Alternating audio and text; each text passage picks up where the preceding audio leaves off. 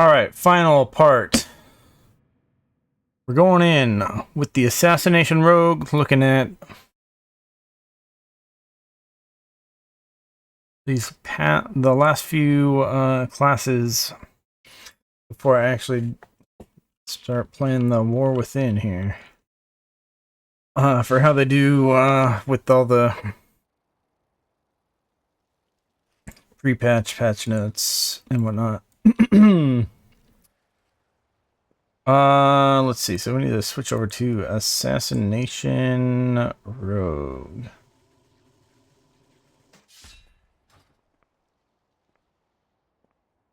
Alright, let's get ourselves some poisons on here.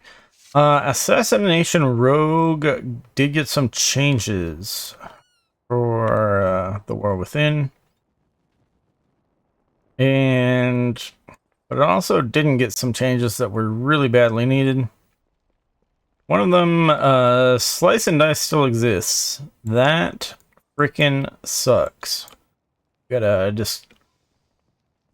always gotta keep that Slice and Dice buff up because, you know, it's attack speed and then your auto attacks are applying poison to enemies, so it's,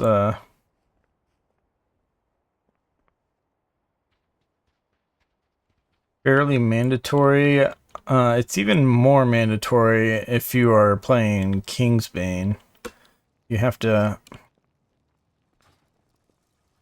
apply as many poisons as possible in as short a time as possible if you're playing Kingsbane. But, so yeah, you need the attack speed, especially if you're doing that. But yeah, Kingsbane in general is, because of how Kingsbane works, you have to get specific talents for, to make the most of Kingsbane. You have to get the Envenom duration, because like Envenom, well, you might be able to avoid it, if you like really save up properly. You might be able to avoid that talent, but in general, there is synergy as far as Envenom gives you a buff that increases your poison application chance. So it has kind of a maybe not mandatory synergy with Kingsbane, but it has synergy with other talents that you gotta take. So there is poison application chance up here on your weapons that's definitely mandatory. And then you need the double poison talent down here to make the most of Kingsbane. Which, if you're doing that, then what synergizes well with that then is to get the other poison unlocked, the other lethal poison unlocked. So instead of deadly poison and instant poison, you'd be doing deadly poison and amplifying poison, in general. Now in PvP, I assume you use a lot more wound poison to reduce enemy healing received, but in PvE, enemies don't heal very much, so it's very rare that you actually get value out of wound poison in PvE. So by default, deadly poison is your go-to lethal poison for Assassination Rogue, and then that part of the screen's covered, isn't it? But yeah, and then amplifying poison though is what you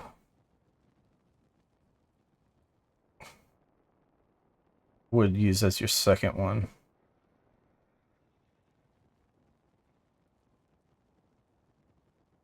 So that just synergizes more with Envenom. So if you go down the middle here if you're getting that poison stuff.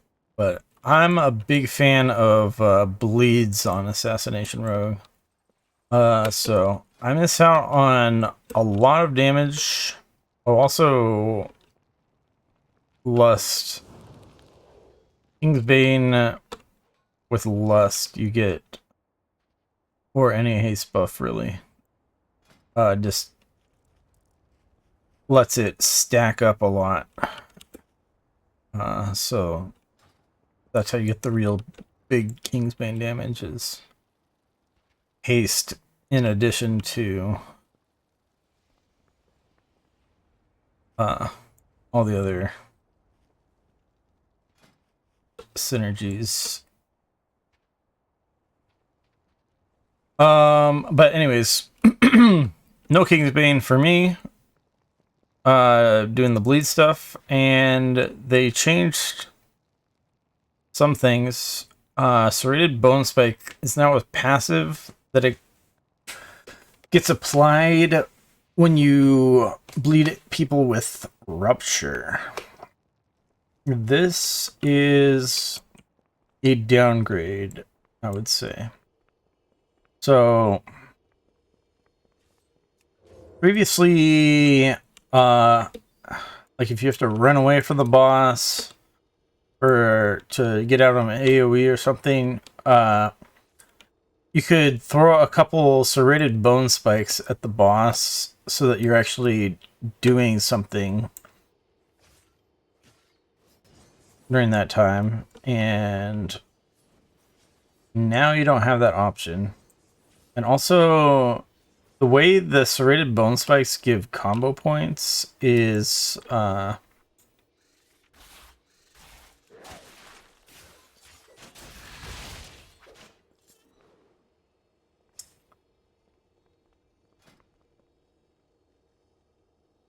just really weird with it being on a passive here. They should probably just get rid of the combo point portion of it entirely if they're gonna keep it as a passive. But yeah, I don't like the change to serrated bone spikes. The big there's a couple big problems with just how I have to get like way out of range for those serrated bone spikes to go away. Yeah, there's a couple big problems with how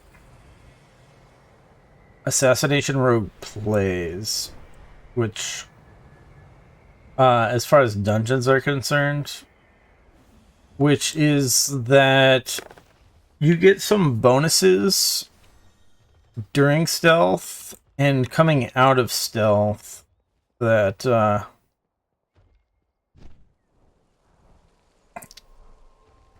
that you won't get on longer boss fights, or if or even longer fights against trash mobs like you would in mythic dungeons, for example. So one of them is a talent up here, 50% increased damage on Garrote when used out of stealth or shortly after stealth. And then another one is Indiscriminate Carnage, which is Garrote and Rupture apply to 2 additional nearby enemies when used from stealth and for 6 seconds after breaking stealth. So those are very strong at the start of a fight, but the longer the fight drags on, the less useful those become. So like in a trash pack, when enemies like survived longer than your initial ruptures, which you applied to 3 enemies at a time at the start. Your initial ruptures and your initial Garrote. I don't know if I'm even pronouncing that right. It might be like Garrote or something, but I call it Garrote. Then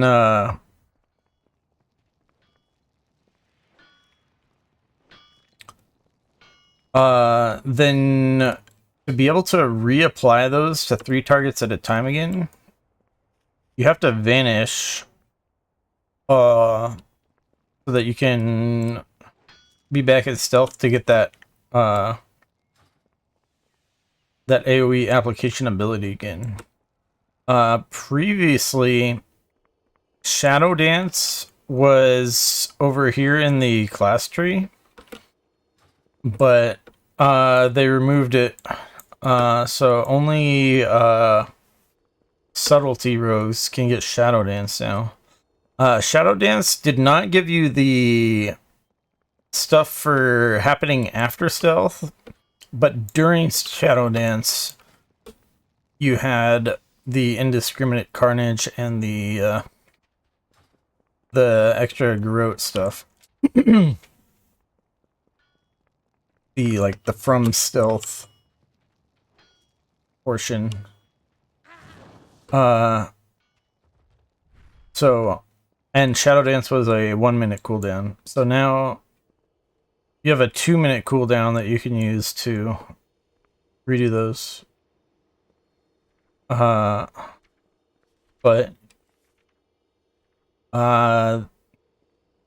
Vanish 2-minute cooldown does not refresh very quickly.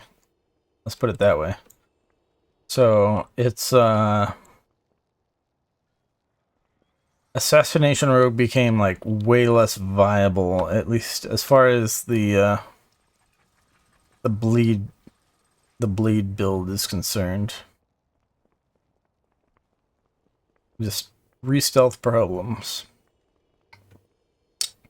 So yeah, we will do some target dummy stuff as usual.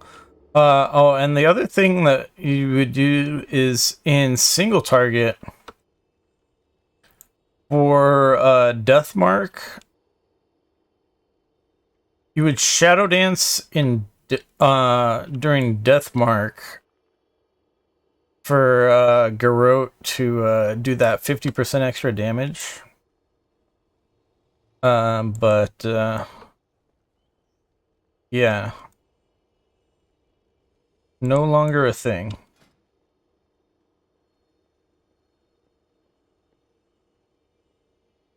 So yeah, we're gonna... I'm just trying to think, making sure I'm not forgetting anything as far as how to play the rotation. Yeah, I'm not even sure what's good talents over here. So the problem is, yeah, for bleed build, the talents in here are not very useful. Because echoing reprimand, like it's like extra. It's kind of like giving you free combo points. But Envenom doesn't do very much damage, and those combo points essentially are going to Envenom. They don't really help you as far as Rupture goes. The other thing, I'm not really sure if you're supposed to use Crimson Tempest in single target at all. The tooltip says that it does a lot of damage, but I'm pretty sure that's inaccurate. Like, Yeah. The tooltip says it does more damage than freaking Rupture. And in less amount of time. So it's like... I haven't actually measured that, but... I think it's better than Envenom. Like, I think you want to actually keep up Crimson Tempest. But... yeah. We're just gonna hit this thing a bit. Let's make sure we're on current damage. Yeah. Get our slice and dice up.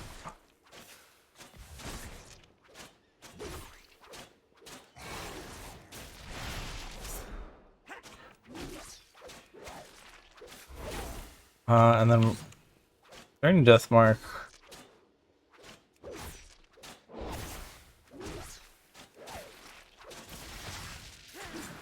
I like to shiv.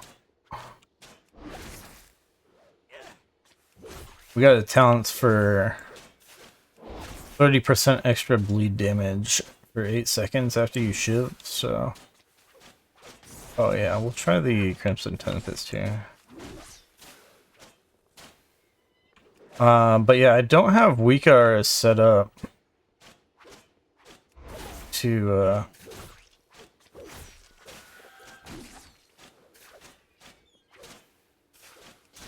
keep track of making sure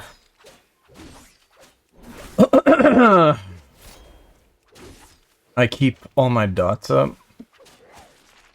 So I'm probably letting Garrote fall off sometimes, and yeah, I really need to do something with that to make this a little bit better.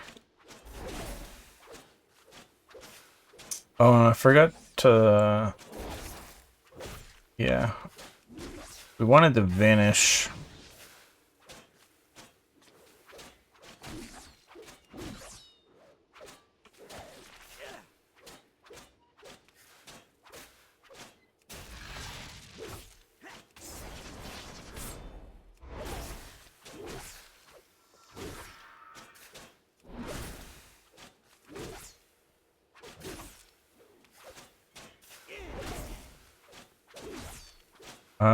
Alright. We've did our cycle though. Let's get another. So yeah, things are not looking super good for the Assassination Rogue as far as DPS goes.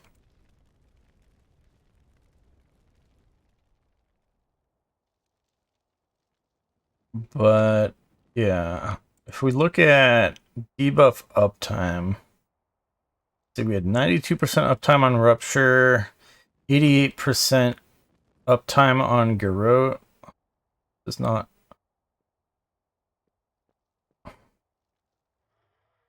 terrible, theoretically. And Crimson Tempest, I only had 54% uptime. Let's look at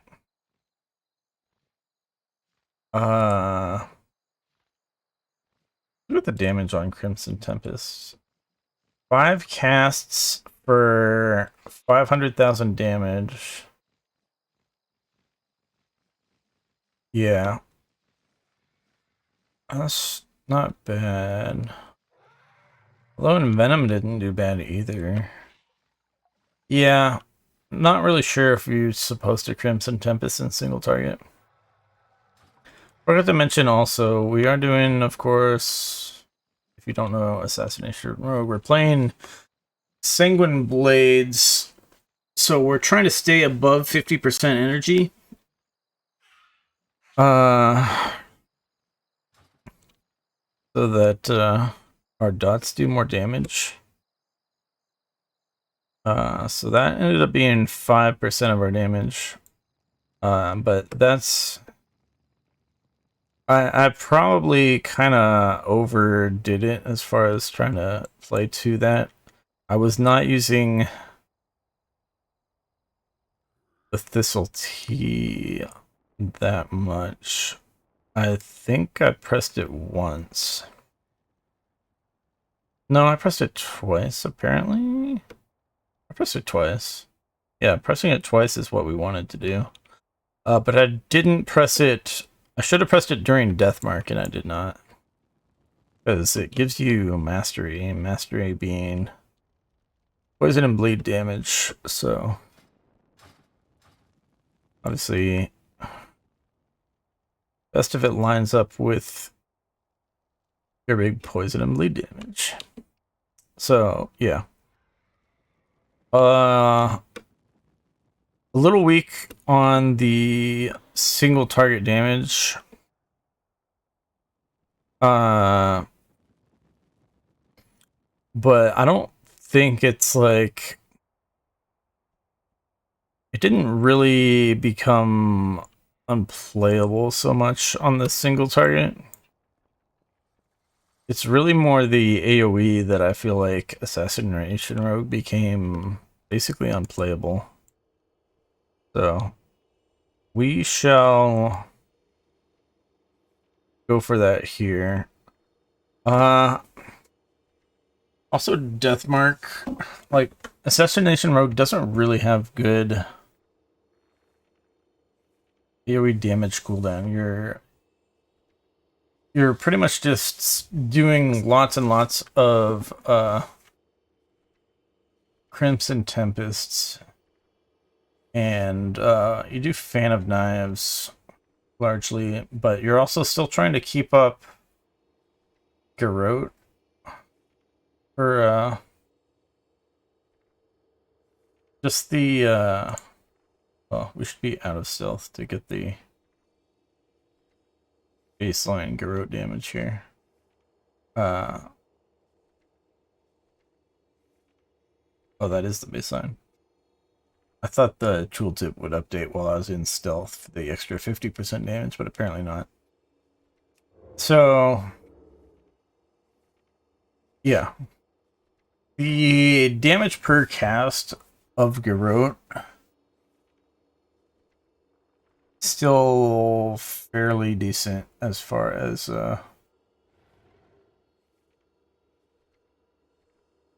that goes. I think you still want to use it. I think you still want to keep Garrote going on all targets, even when you're applying it one target at a time. And same thing with Rupture. You're going to prioritize keeping Crimson Tempest up in AoE, but you still want Rupture going on as many targets as possible. Part of that is you regain 8 energy each time your Garrote or Rupture deal bleed damage to a poisoned target. So in AoE, those give you lots of energy, which lets you spam Fan of Knives a lot, which Fan of Knives, the crits, sorry, this one, crits with attacks that generate combo points generate an additional combo point per crit. So that gives you relatively high combo point generation so that you can keep placing the ruptures on enemies. The slice and dice is not something that you really worry about in AoE, but yeah, if you have all your bleeds going, you probably slice and dice, but normally in Venom extends your slice and dice, so in single target you only slice and dice at the start of the fight, and then your Envenoms extend it the rest of the time. But in in AoE, we're not going to be envenoming at all since we're not playing the poison bomb talent. So,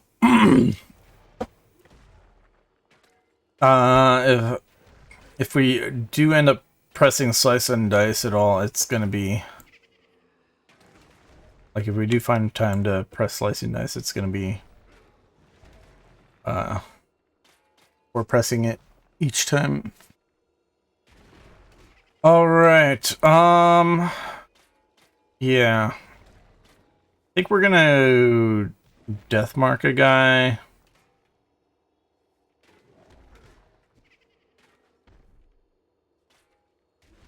Yeah, we'll death mark a guy at the start here.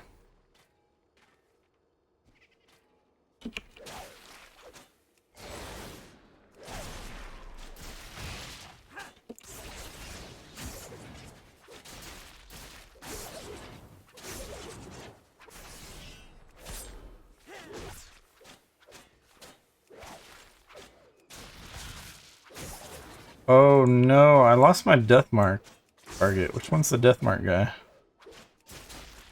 It probably ended already. Shoot.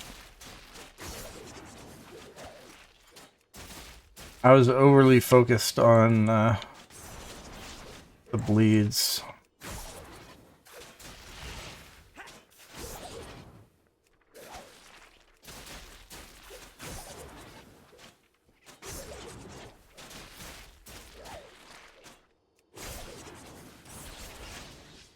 So yeah, now we are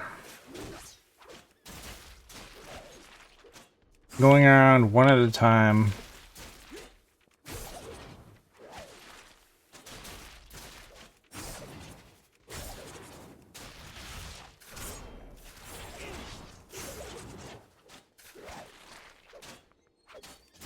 Putting rupture and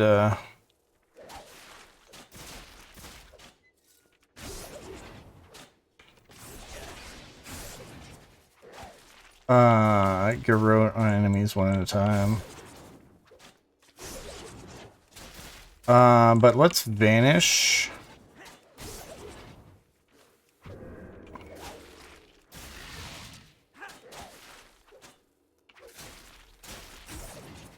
We vanished to get our indiscriminate carnage back up so that we could apply those again all at the same time before our shit runs out. It's actually... This is actually performed better than I expected. It's still not...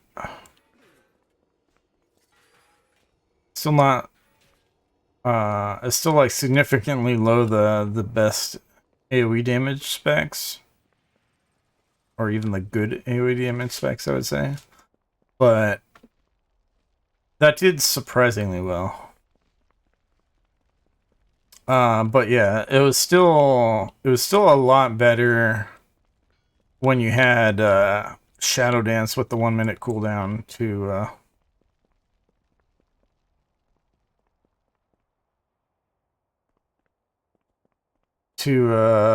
be able to get the 50% garrote damage and the indiscriminate carnage thing going mid-fight. But yeah, surprisingly good there.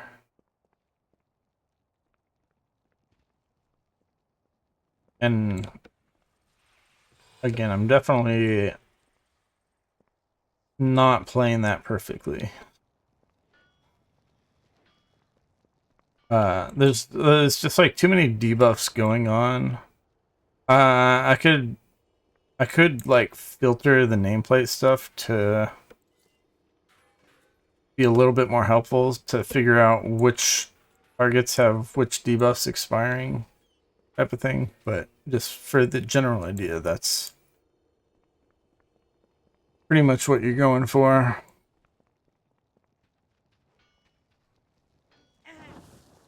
All right. Yeah, let's move on. Outlaw Rogue. My chair sunk down also, so I'm gonna fix my chair here real quick, and then we'll move to the Outlaw Rogue.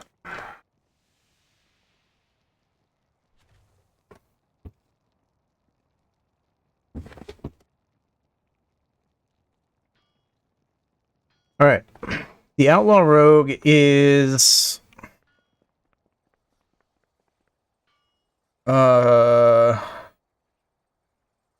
yeah, the Outlaw Rogue is just a mess.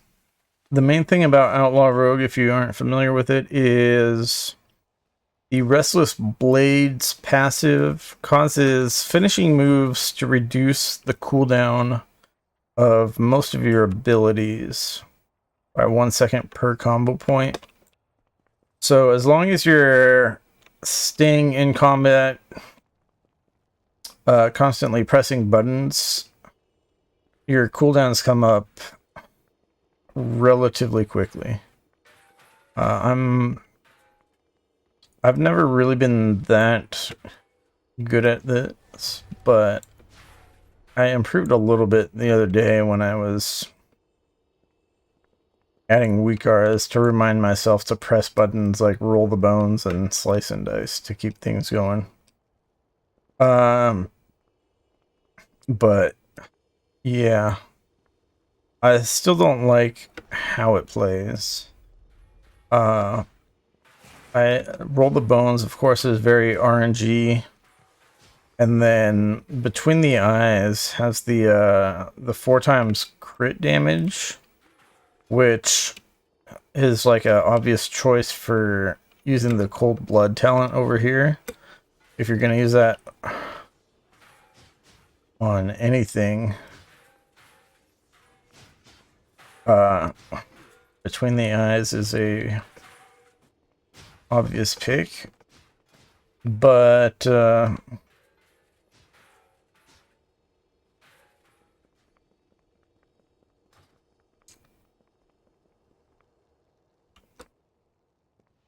yeah, between the eyes comes up because of the cooldown reduction, which does not apply to cold blood.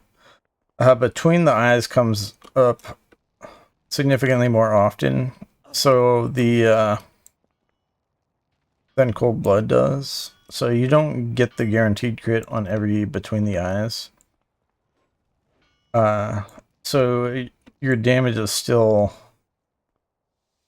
largely RNG because of that.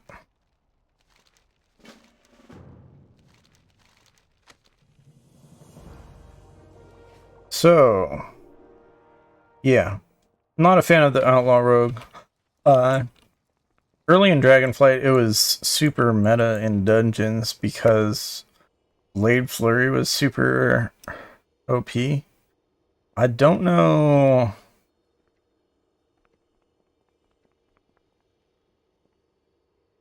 They nerfed Blade Flurry at some point. I can't remember exactly what all the nerfs were though, but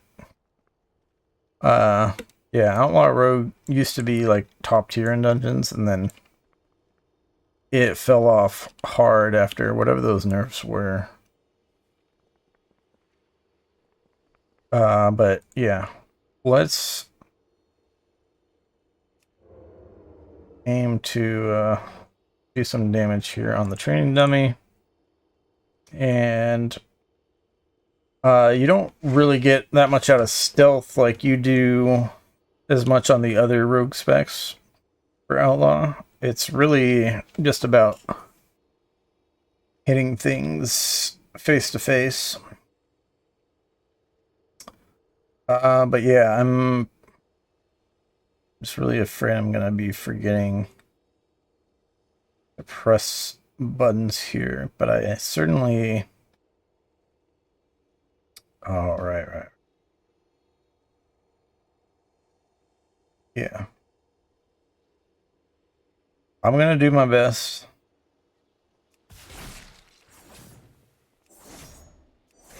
We're gonna get that slice and dice up. We'll roll the bones and that. That combo point spender.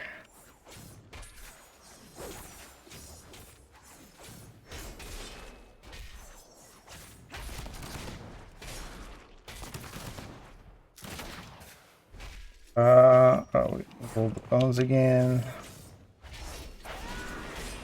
I thought oh, I must have.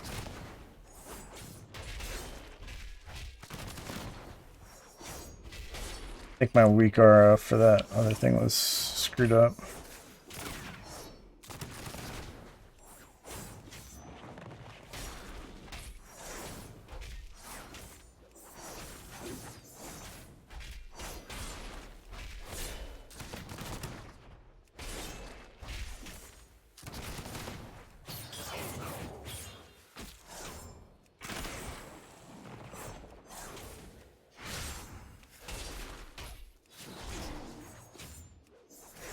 I have the weak aura for the ghostly strike, but I think I didn't actually finish making it. I think it's tied to some other ability.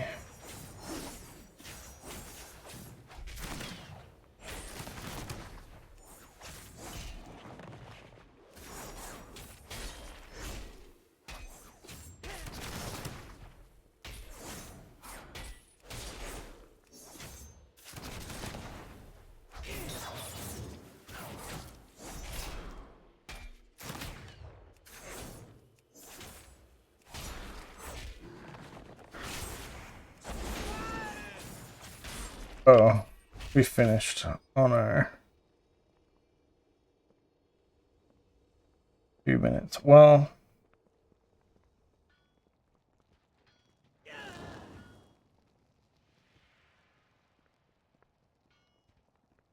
wait, when did I even press Adrenaline Rush?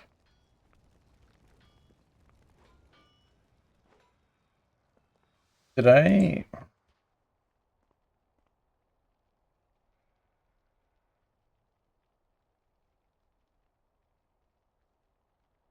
Oh, never mind. I forgot that that's on the thing. But let me fix this weak aura. Da, da, da, da. Where's Ghostly Strike? So I think I never changed this. 196937. So it was inaccurate. But anyways, we were doing like 80k single target DPS here on the Outlaw Rogue, which the main Josh thing is the mastery. It's kind of weird that that ends up being our top damage. But yeah, we got 100% crits on Between the Eyes. And the rest of this is all kind of boring. It definitely doesn't feel like you're really doing a lot on the Outlaw Rogue.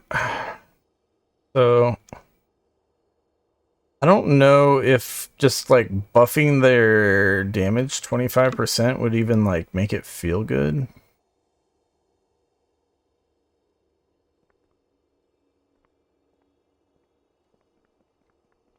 Cause yeah. Anyways, let's get to some cleave. We'll see if we can do any decent cleave damage, but I think I was having trouble with Outlaw Rogue cleave damage as well. So the Blade Flurry works similar to Sweeping Strikes on Arms Warrior, but it does upfront damage, but also it hits many more targets than Sweeping Strikes does, but the other issue with it, or the other advantage it has, I should say, is that the cooldown of Blade Flurry does get reduced by that Restless Blades passive, so you should, in AoE, have 100% uptime on Blade Flurry.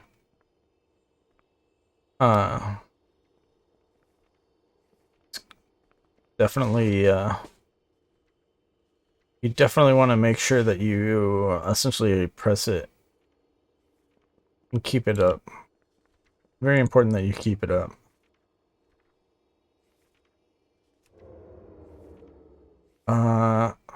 Yeah. We'll roll the bones and then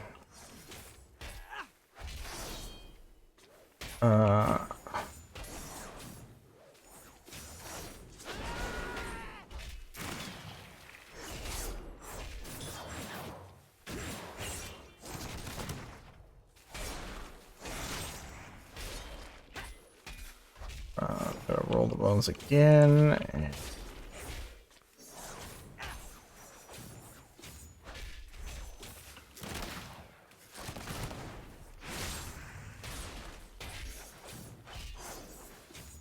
My weak aura for Blade Flurry is that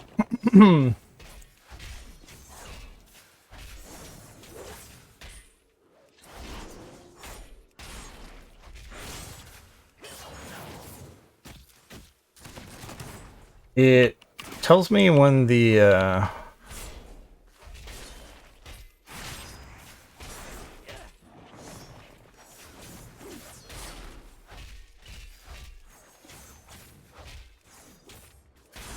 still trying to make sure I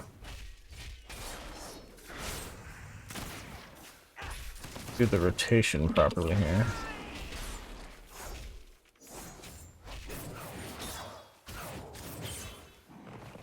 It tells me when the buff is down, but I think I need to actually change it. I think it's probably better to just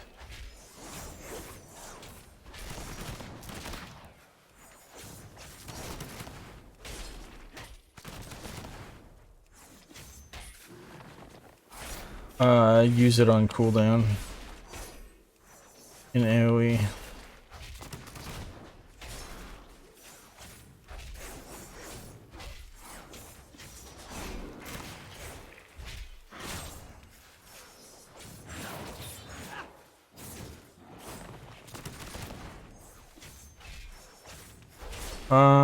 Oh yeah, we're there.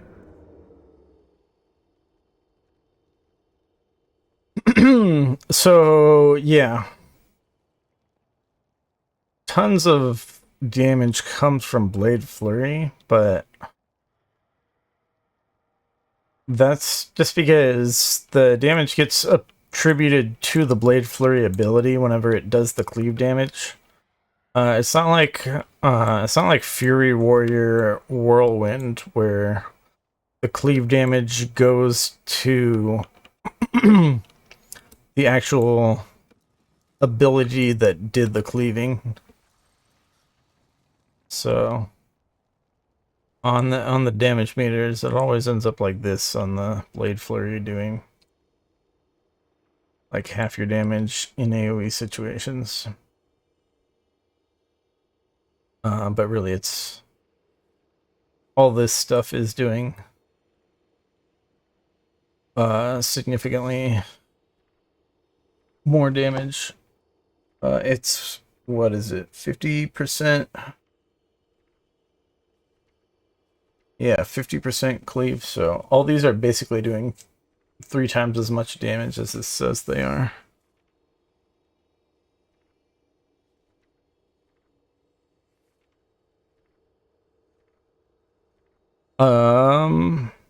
With the cleaving.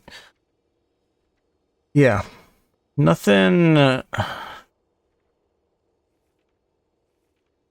nothing exciting here on the Outlaw Rogue. It's just, I never played it back when it was OP, so I don't know, there might be talents and stuff. I might be playing it slightly wrong. But yeah, it's definitely looking very underwhelming.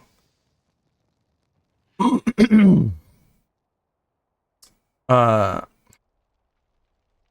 Especially because it kind of should be the way it's designed, it kind of should be a fairly good AoE damage spec. But like I said, they nerfed it. I think it was like near the end of season 1 of Dragonflight, and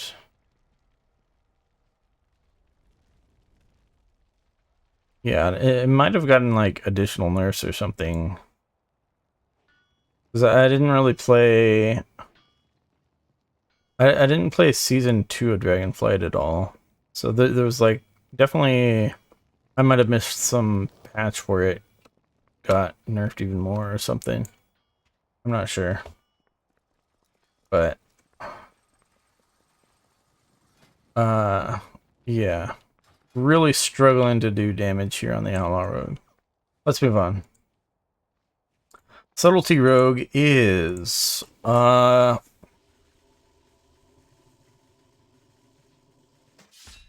mean, Outlaw Rogue's underperforming, at least to the extent that I play it, and Subtlety Rogue is underperforming twice as hard.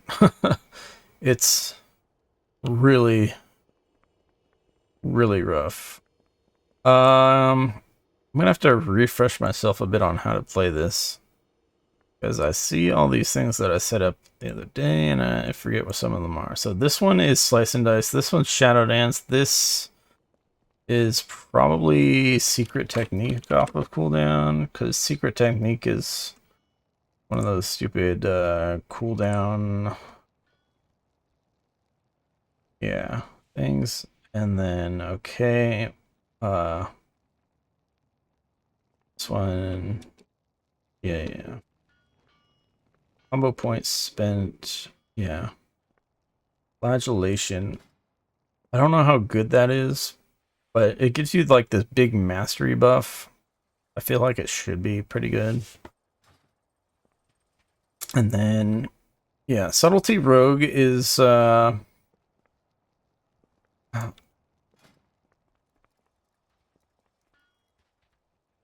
it's got this mechanic, Shadow Techniques. Your auto attacks have a 31% chance to generate 7 energy and store 1 combo point up to 14. So you get energy and combo points essentially from auto attacks. So it's, again, Slice and Dice. Keeping Slice and Dice up is relatively important because of that. So again, it's just something that you gotta worry about. But similar to the other spec, Eviscerate does extend Slice and Dice, so you just have to use Slice and Dice up front the one time, and then your Eviscerates will keep it going for the rest of the fight in single target.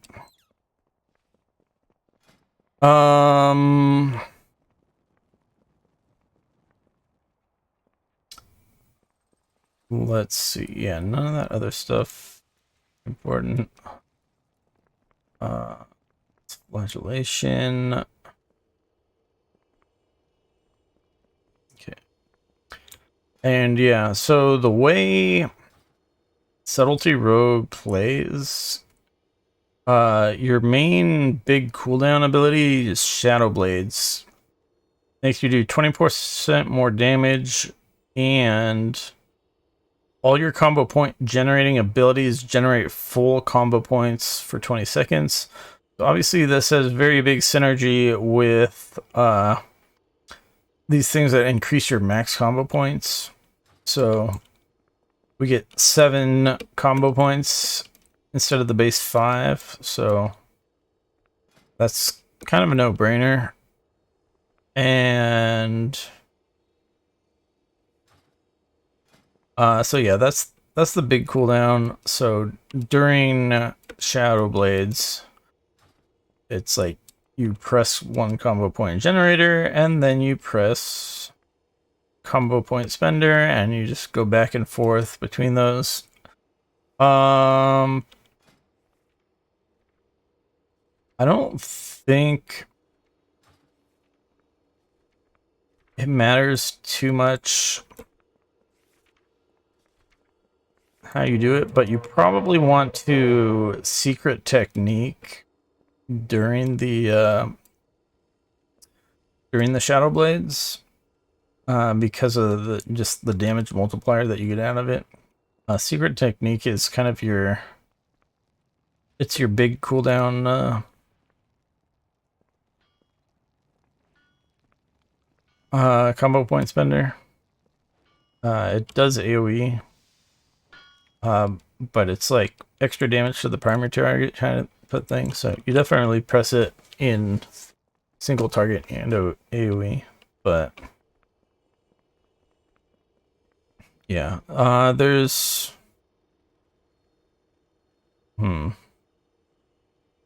let's see, is there any other now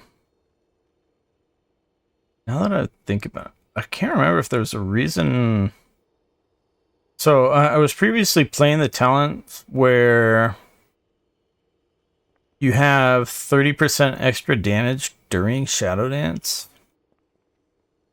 But what I didn't like about that is you kind of want that 30% extra damage during Shadow Blades. But when you do that, your Shadow Dance lets you use stealth abilities. So you get to use Shadow Strike during Shadow Dance. But Shadow Strike awards 3 combo points with a talent point that gets you a second, or I should say the 3rd combo point. So if you use Shadow Dance during Shadow Blades, the damage multiplier stuff is very attractive, but you're essentially wasting the combo point generation of Shadow Strike during that time, because the Shadow Blades makes everything just give you full combo points. So I was trying Symbols of Death. Symbols of Death talents. Symbols of Death is another, basically just damage multiplier. It also gives you a little energy. And then there's talents that make it do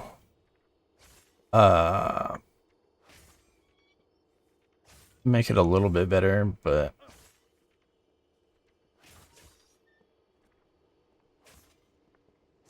I don't know.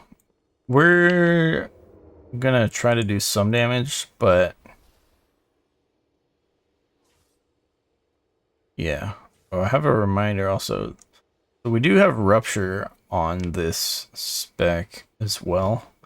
That's our bleed combo point spender. So we do want to make sure that we keep that up on the enemy. But yeah, we're going to open with the Shadow Strike, which when used from stealth does teleport you to the target. And then we're going to get our slice and dice going, and then press big damage buttons, basically. Hopefully. That's the plan.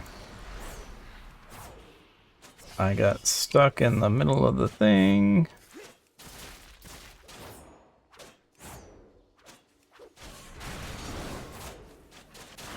Oh, and we want a flagellation. And I'm an idiot. We didn't even press secret technique yet.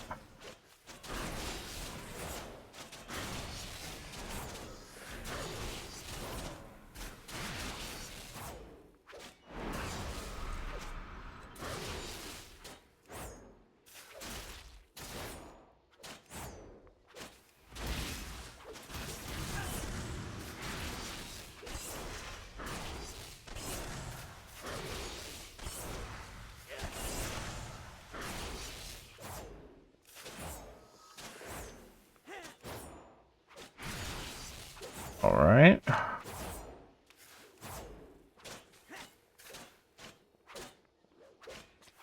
Let's rebleed that.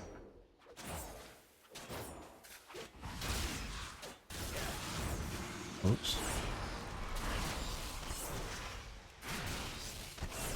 So we decided to use our second Shadow Dance, and we do have a town that the Shadow Dance cooldown does get reduced. I think it's when we spend combo points. Can't remember.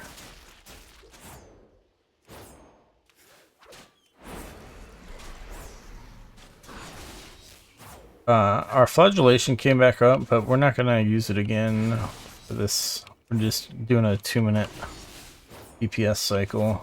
So, I guess I should Shadow Dance again though.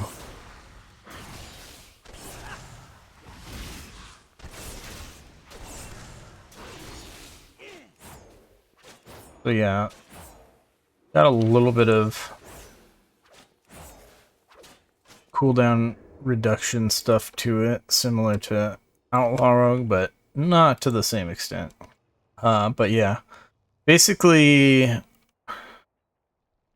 like 70k is what I'm getting on single target DPS for Subtlety Rogue, so pretty far from the 100k that all the decent specs can do. And then we'll try to do some AoE damage here, but it's also going to be really bad. But keep in mind, the good tanks do 60k on single target, so the spec is just really, really behind, at least on a 2-minute fight like.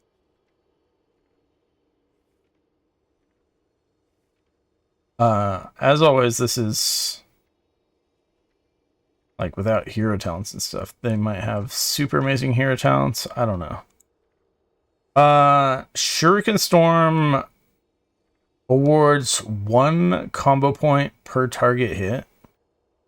So they actually get to spend crazy amounts of combo points in AoE situations, but Subtlety Rogue still kind of sucks.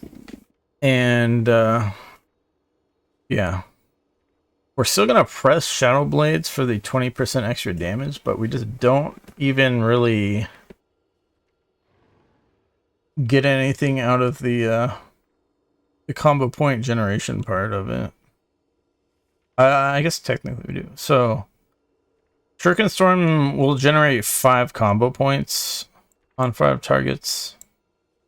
I can't remember if there's like a thing where crits give an extra combo point on this spec. I don't think there is. Or if there is, I don't think I have it, from what I recall. So we're expecting generally to not get full combo points off of Shuriken Storm, but the passive shadow techniques, you will get an extra one from time to time. So it's not going to give us 5 combo points every time. It'll sometimes give us 6, maybe even 7 if we like get lucky or something. But generally, it's gonna do that. But even if we only get 5 combo points, we're still gonna use our spenders because it's not worth the energy cost of a second Shuriken Storm to only gain a couple more combo points. It's better to just use your spender so that you can get maximum value out of the combo point generation of Shuriken Storm. All right. So yeah, we're going to... So the problem we're going to have here is black powder is your main AoE spender. We're still going to use secret technique on cooldown, but black powder does not very much damage, which makes sense when you are generating combo points super easily. But the issue that then causes is that rupture, you need to keep rupture up on all targets to because rupture per the damage per combo point of rupture is way better than black powder, unless there's like 10 targets or something. So I can't remember. Oh, rupture applies to 2 enemies also. So actually you'd have to have even more enemies to actually never use rupture. You'd have to have like 20 enemies or something. So we're gonna be bleeding these guys as much as possible. So it's kind of a hassle again to do that, but that's what we're gonna do. I don't know if it even is worth slice and dicing, but I mean, we get the combo points in one cast. I think we slice and dice still.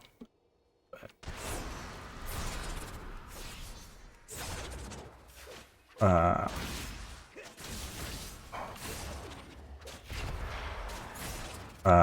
right, let's get these ruptures up. Then we can go back to that. Back to this. Then we're trying to keep an eye on these ruptures. And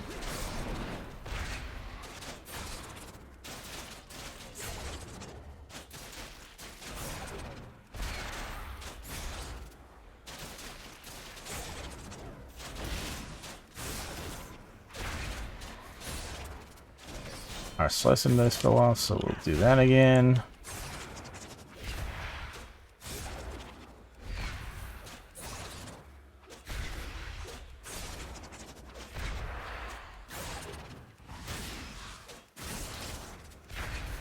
Whoops.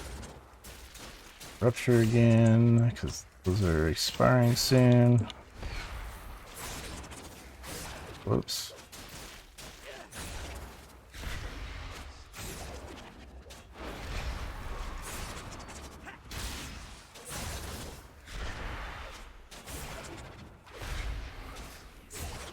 And I didn't even Shadow Dance. I don't know if we even get anything out of Shadow Dance.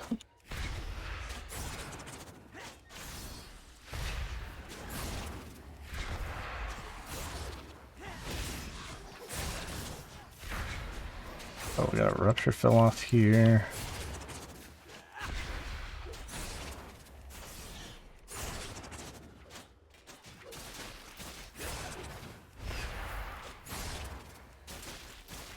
Go. And yeah, that's about it. So we were doing like 190k. So you see, Rupture ends up being lots of our damage, even though it's not really a bleed spec per se, but you get a lot of value out of doing those ruptures. Secret technique doesn't do amazing amounts of damage, but the damage per cast is still way better than black powder, so that's why we're getting it still. But yeah, struggling to do AoE damage for sure here on the Subtlety Rogue. I think I mentioned the other day, I think it's really more of a PvP spec because it's got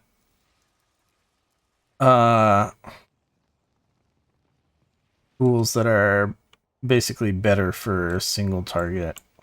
Like how with Shadow Blades, the instant combo points is like you can just like instantly do a max duration cheap shot on somebody and then like, you know, just hit them with all the things. And like I don't know exactly how much burst damage you do compared to other DPS specs, but it feels like theoretically particularly if you do like the Shadow Dance 30% damage multiplier during Shadow Blades, you would get very high burst DPS in a short amount of time. So I feel like it's more of a PvP spec. And I'm not saying I don't think it should be. I think all specs should be perfectly capable in all forms of content. So they definitely need to take a look at that. I'm not sure what exactly needs buffed. Like I said, I don't play this spec that much. For AoE, I feel like you gotta buff black powder. There's got to be a more realistic point at which you just spam black powder over putting rupture on everything. But maybe they could do other stuff like we're using Shuriken Storm like every other cast. We cast it 110 times in the span of 2 minutes, and it still only did 9% of our damage. It's like we need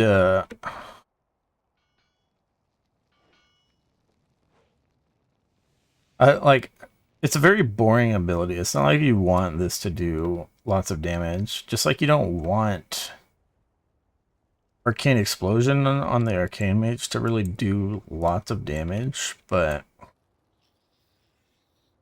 yeah, if it's a button that you're pressing that much in your rotation, it should do more, even if it's not as direct.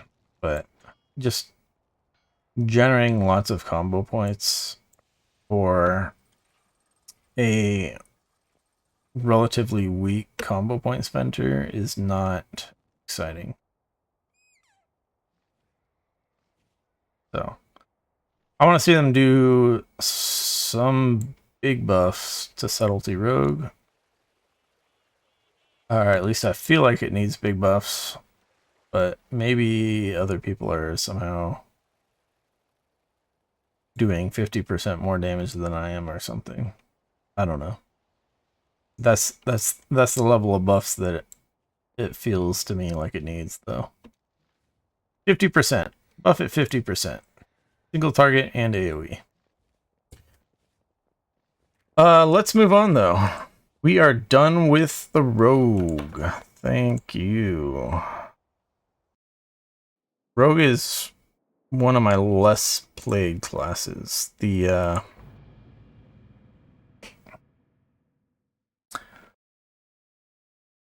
Assassination Rogue was the only spec I really liked, and then, like I said, they made some changes that I didn't like to it, like removing the Shadow Dance, and it's just like terrible. The main reason I even level the Rogue each expansion is that the just for the lock picking. Just open up the stupid lock boxes. But anyways, we are moving on now to the Elemental Shaman. So yeah, a while back, the Elemental Shaman got a 50% buff to Earthquake, which was nice.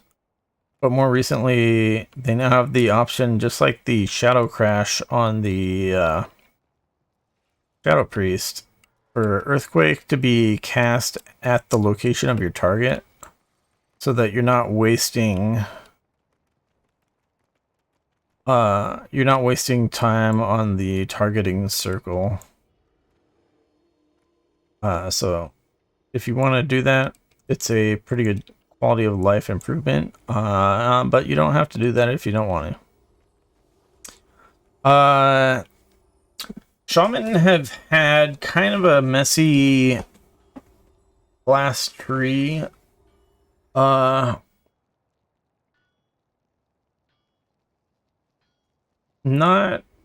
like it wasn't as bad as like druids.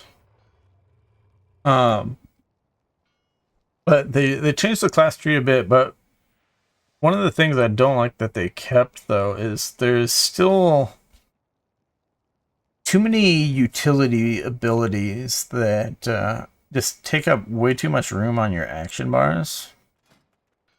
Like Poison Cleansing Totem could be very useful in some situations, but even in the situations where it's good, I don't even take it just because I don't want to put it on my action bar. So there's just so many abilities in here that are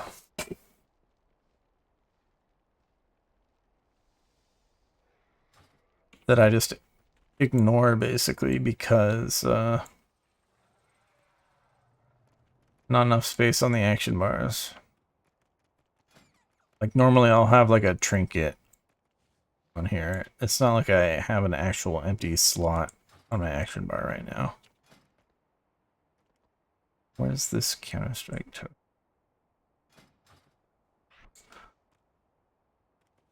So that's our little PvP ability. We'll see if something for PvP activates, but not that I'll be watching it while I'm trying to do my rotation, but yeah. Anyways, Elemental Shaman. So the kind of the big win, I would say, for what they did do on the class tree is there's this new Stone Bulwark Totem cooldown, which is a substantial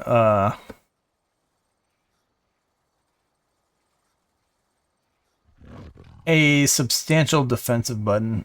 It's a 3-minute cooldown, but it's it absorbs a lot of damage. So you can see it's a little over half my health. Or you could even call it significantly over half my health. It's like 2/3 of my health. It's a lot of shielding. So yeah, because survivability for both hunters and shaman was one of the main things holding them back from being able to do the really high level Mythic Plus. But now having another survivability button helps them out a lot.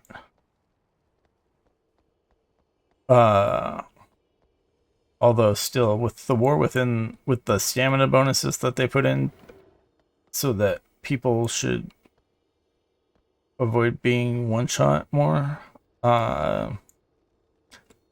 it might be less important than it used to be. I'm not really sure. We'll see how the meta ends up going, if it still ends up being about survivability. People always say the survivability ends up being kind of the limiting factor of Mythic Plus, because monster damage will scale up infinitely, but you have to always keep in mind that monster health will also scale up. So at some point, you can't do enough damage to beat the timer. So the thing though is with that is people end up doing bigger pulls than so that they can do more AoE damage so that they do beat the timer. And those bigger pulls then cause more survivability issues again. So it's still certainly always very possible that it ends up being a survivability issue, limiting how high you can go in keys. But yeah, we'll just see when the meta builds out in the first month or so after Mythic Plus actually opens up. I can't remember if Mythic Plus opens up at the same time as Mythic Zero Dungeons do with the new way that they're doing things. I think that's how it works now. Anyways, let's look at our slideshow here. Let's get back on track. Elemental Shaman's got the Stone Bulwark Totem now. They did a kind of big rework of how it plays as far as they buffed the base abilities like Lightning Bolts and Lava Burst a bunch. I think they buffed Lava Burst. I'm looking at these numbers and I'm like, it seems really low. But they also they nerfed the Maelstrom generation as well as they nerfed the damage and the Maelstrom generation of overloads. So with our mastery, we have a chance for abilities to trigger a second cast on the same target, dealing 35% of normal damage. It used to be like 85% of normal damage or something like that. And then there was a talent that it actually became like 105% or something. I forget what the exact numbers were, but overloads used to be a ton of your damage, and now not so much. So yeah, I'm not sure if that ended up making mastery a lot less valuable. Or they might have just reduced the base chance of overloading so that you get more chance from mastery. Not really sure. Yeah. Playing around with stat weights is not something I'm worried about right now. But yeah, big changes to how the Elemental Shaman functionally works as far as that goes. So you have a lot less Maelstrom generation, which means you're casting your Earth Shock, your Earthquake, or where's the other one? Elemental Blast. If you choose that, you're casting those significantly less often, which in turn kind of nerfs where is this the thing I'm looking for? This one. It nerfs Surge of Power a lot.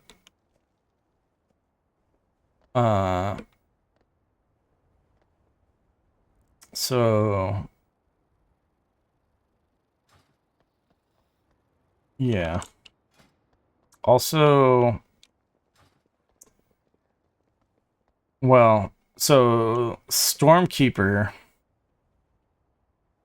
got nerfed a lot by all this stuff because what Stormkeeper does, or at least it feels like it got nerfed a lot. Stormkeeper, you use it on Lightning Bolt, and the Lightning Bolts do extra damage and guaranteed trigger Elemental Overload.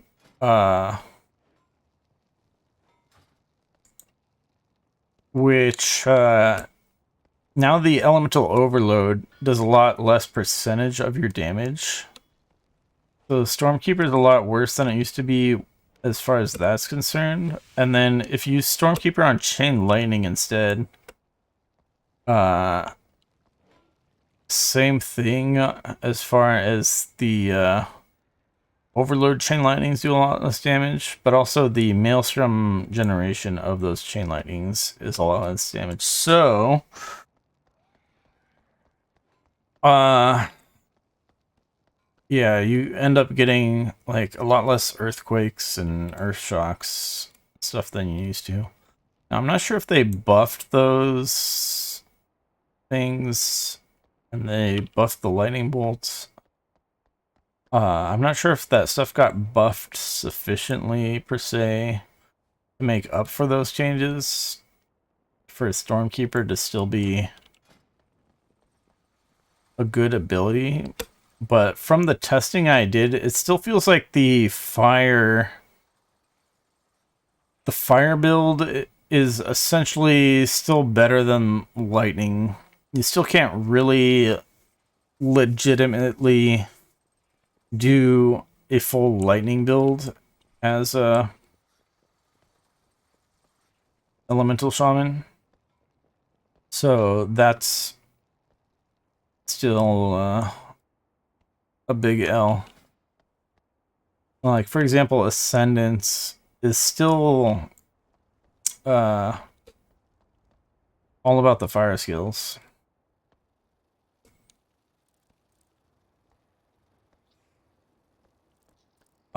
And yeah, just a lot of the talents are more towards the fire skills. There's on the left side of the tree, there's some new Ice Fury stuff. So they reworked Ice Fury a bit. Where Ice Fury is a proc from Lava Burst. Casting Lava Burst has a chance to replace your next Frost Shock with Ice Fury, stacking up to 2 times. The benefit of this is button bloat.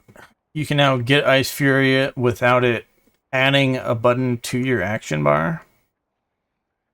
But Ice Fury still causes your next 2 Frost Shocks to deal lots more damage. And so the issue with this is that if you Ice Fury, and then if you aren't using your Frost Shocks right away, which you don't have to, and you don't really want to if you have a Lava Burst, like you want to keep Lava Burst on cooldown still, basically. So you generally want to prioritize the Lava Burst over the Frost Shocks, but what happens is if you proc more Ice Furies, then you can't actually spend those Frost Shocks without without casting the Ice Fury, because those Frost Shocks on your action bar gets replaced with the Ice Fury. So you can end up in situations where your Frost Shocks, your bonus Frost Shocks get wasted because you got additional Ice Fury procs. Not sure if I totally explained that right, but that's, yeah, that's what happens. So, you can get a maximum of, 4 Ice Fury Frost Shocks, so that's 2 Ice Furies worth of bonus Frost Shock damage, and then So if you get another Ice Fury proc before you spend at least 2 of those, then you have Frost Shocks going to waste. Like so. But yeah, I've been playing that. Specifically, I was interested in this talent here, where after casting Ice Fury, the next time you cast a nature and a fire spell, you additionally cast an elemental blast at your target at 60% effectiveness. I liked the sound of this, but this is so this is basically having you do a lightning bolt or an earth shock and a lava burst to get this free 60% elemental blast, but that gets wasted if you Ice Fury twice in a row, basically. So, and then your lava burst could end up rocking another Ice Fury, and like it's kind of a little bit of an anti-synergy with how the Ice Fury works now. So I'm kind of not really a fan of the talent here, but I'm not really a fan of the other options either. We can't get more stuff at the bottom of the tree. Well, you can't see the bottom of my tree, I'm sure, with the slideshow in the way, but it's so yeah, I'm not super happy with my build, but it does do pretty well. It does do pretty well. Let's see if there's anything else I want to talk to you about before we get the training dummy here. Oh yeah, so there used to be a talent for Primordial Wave cooldown being reduced by Lava Burst and Lava Burst overload damage. That no longer exists. So Primordial Wave is now an actual 30-second cooldown. I think it was like a 45-second cooldown or something before, but particularly with the tier set, you were casting Primordial Wave all the time. But definitely not anymore. That is, the tier set was did a lot for you in AoE particularly. Anyways, and then there was another talent where you got Lava Surge. Lava Surge being the instant cast and cooldown reset of the Lava Burst. There was a talent that you did your Earth Shock and it gave you a Lava Surge. That talent no longer exists either.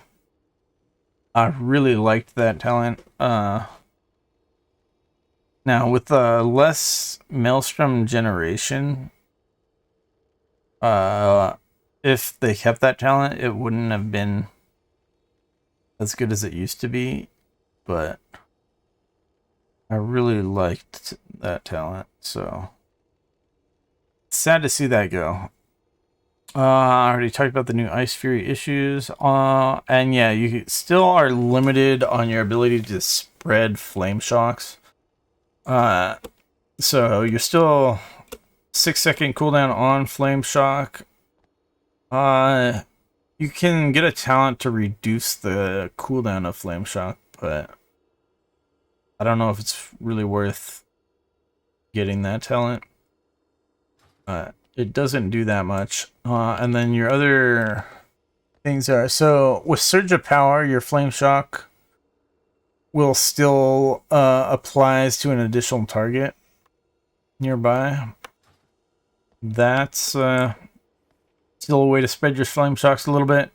And the liquid magma totem, of course, still applies flame shock to 3 enemies. So liquid magma totem, though, it got a cooldown reduction. So that actually ended up being a really big deal. But it's still like fixed number of targets. You're not gonna ever have flame shock on like 20 targets or something. So yeah, you're never gonna go like super crazy with Primordial Wave anymore. But yeah, overall, we lost some cool things on the Elemental Shaman. It's better than it was in some ways, though. So let's get to buffing ourselves up here and killing the training dummy. And we do have PvP mode on. Unfortunate. So yeah. I'm not gonna summon the Earth elemental guy.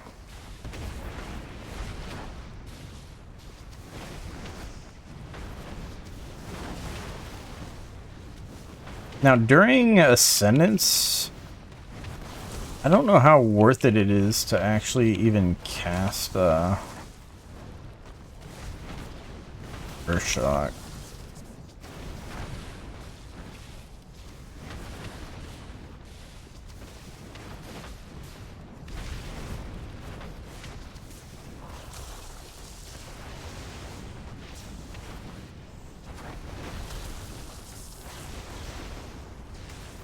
And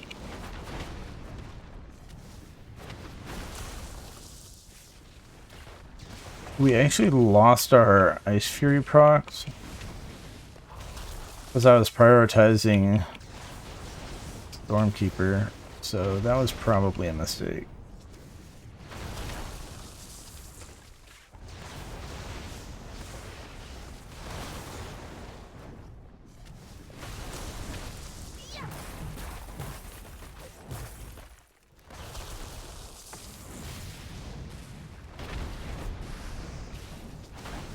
Got another one of those.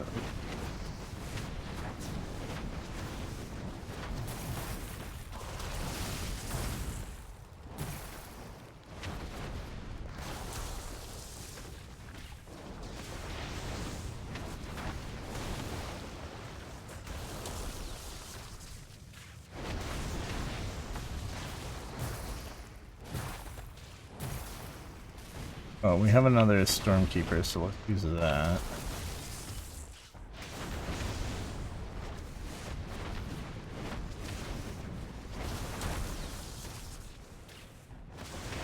Oh, did I not use it? I thought I used it. Damn it.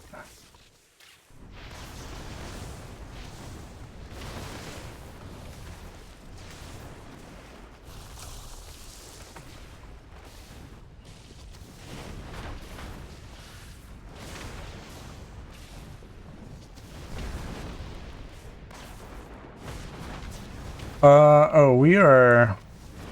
Well, actually, Ascendance is a 3-minute cooldown, so full rotation should be considered,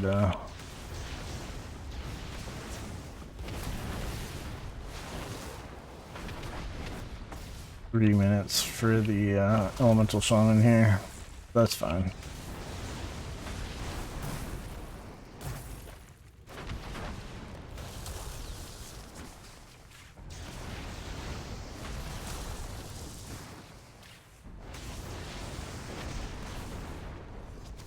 Oh, okay.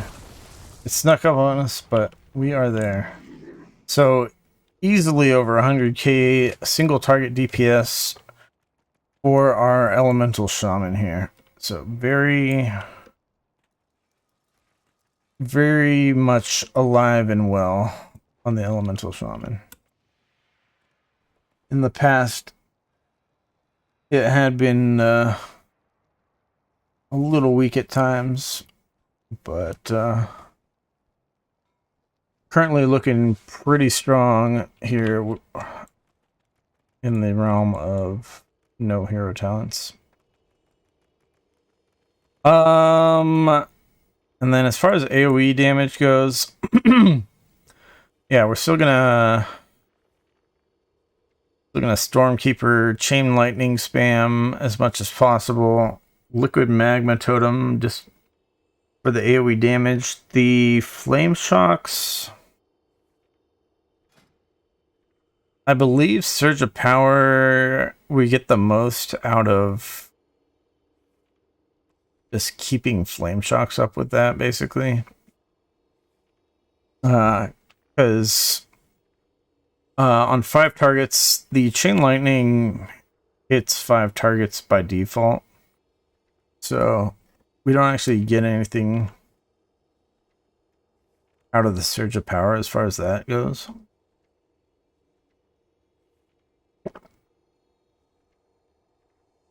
So yeah, we want to keep Flame Shocks up for Flame Shock damage, but also for Primordial Wave. Apart from Primordial Wave, we're not going to be casting Lava Burst at all, though. So yeah, let's do this. Let's do this. This.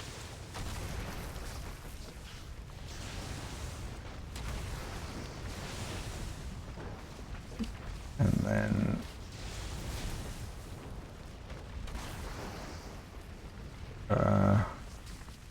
yeah, there's a bit of an issue. I'm screwing up the rotation here.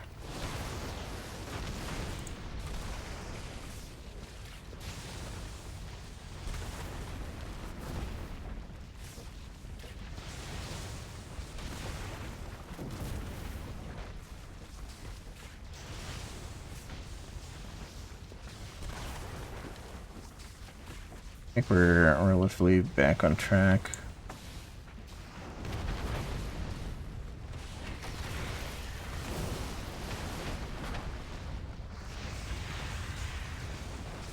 Alright, lava beam the crap out of these things.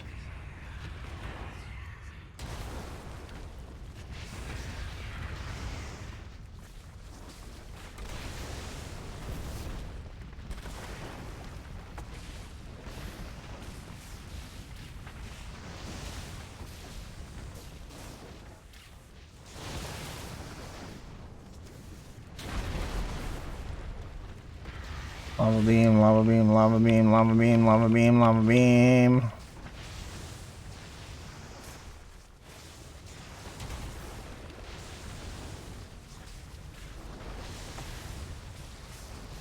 So yeah, we're like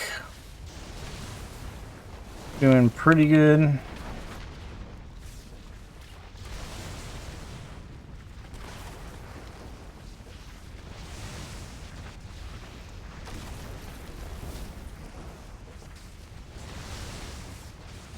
Pretty good AoE damage here on the Elemental Shaman. We're gonna stick it out. To be fair, on the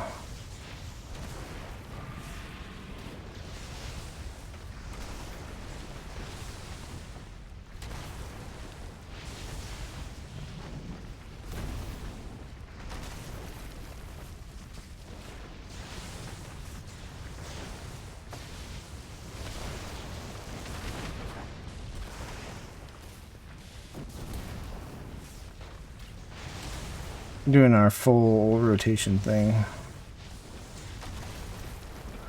But yeah, very very good DPS on the AoE damage in the single target.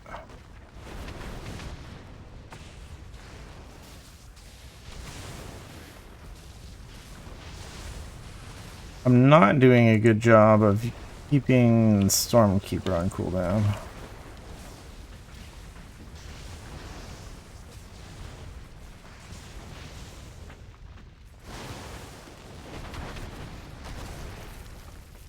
Oh, I just noticed something.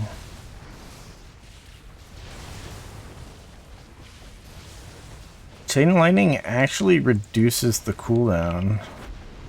Oops. Of Primordial Wave.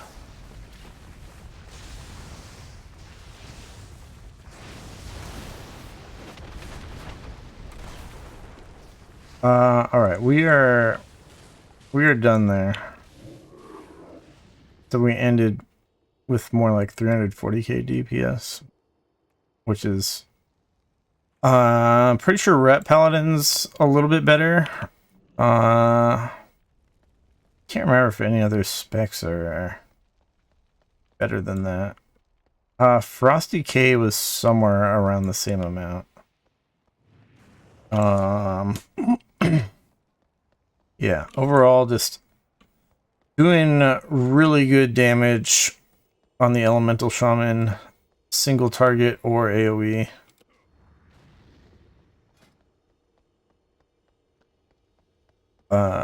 But yeah, still has talent tree kind of issues, I would say. But let's move on. I can't be at this forever. Enhancement Shaman. Enhancement Shaman. Oh, Enhancement Shaman.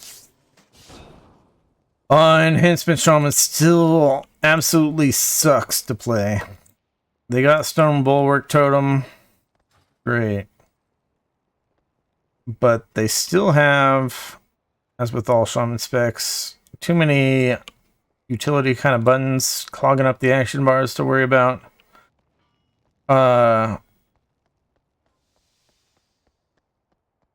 And the real problem though with Enhancement Shaman is it's got too many rotational damage buttons that you gotta watch the cooldowns of. Obviously, I have set up weak R's to make sure I don't overlook abilities that I should be pressing buttons for, but it's a real hassle to play Enhancement Shaman. Single target is we'll see in a minute here on the target dummies, but I don't think single target DPS is bad, but it's just the talents that are geared towards single target damage, which is essentially all the Wind Fury talents and all the Storm Strike talents. All those talents feel like they suck. They do not feel any better in single target than a lot of the talents that are good in both single target and AoE. So it's like, why do those talents even exist type of thing. Now, it's not good for the game if you have to if you feel like you have to switch to all the single target talents for single target situations. Like, you don't want them way better than the other talents in single target, but we're basically spending like 5 points in the talent tree for Wind Fury weapon, including the Doomwind's cooldown, and it only ends up being like 10% of my single target damage. It's like super weak sauce. And then Enhancement Shaman, as far as AoE goes, they've got an issue where there's this talent over here, Lava Lash increases the damage of Flame Shock on its target by 100% for 20 seconds. This is a very strong talent in single target just to make Flame Shock deal more damage. But if you do this in AoE situations, you get way more value out of it. But it's a pain to do this in AoE. So you'll Flame Shock the target, and then you'll Lava Lash the target. Lava Lash spreads Flame Shock from your target to 4 nearby enemies. So you do that, and then you go around Lava Lashing every enemy, basically, for that 20-second debuff, so that they are all taking double damage from the Flame Shock. And it's just a pain in the butt to maintain that. Just like on like rogues, it's a pain in the butt to try to maintain Garrote and Rupture on all the enemies. I feel like it feels more rewarding for Assassination Rogue specifically. It was actually one of the things I used to like about the spec. Was it felt more rewarding because of you gaining energy each time those bleeds tick on a poisoned enemy. So it was kind of like a skill thing that really helped you out. But it feels, I would say it feels really soulless, I guess you could say, on the Enhancement Shaman. Because there's not any real,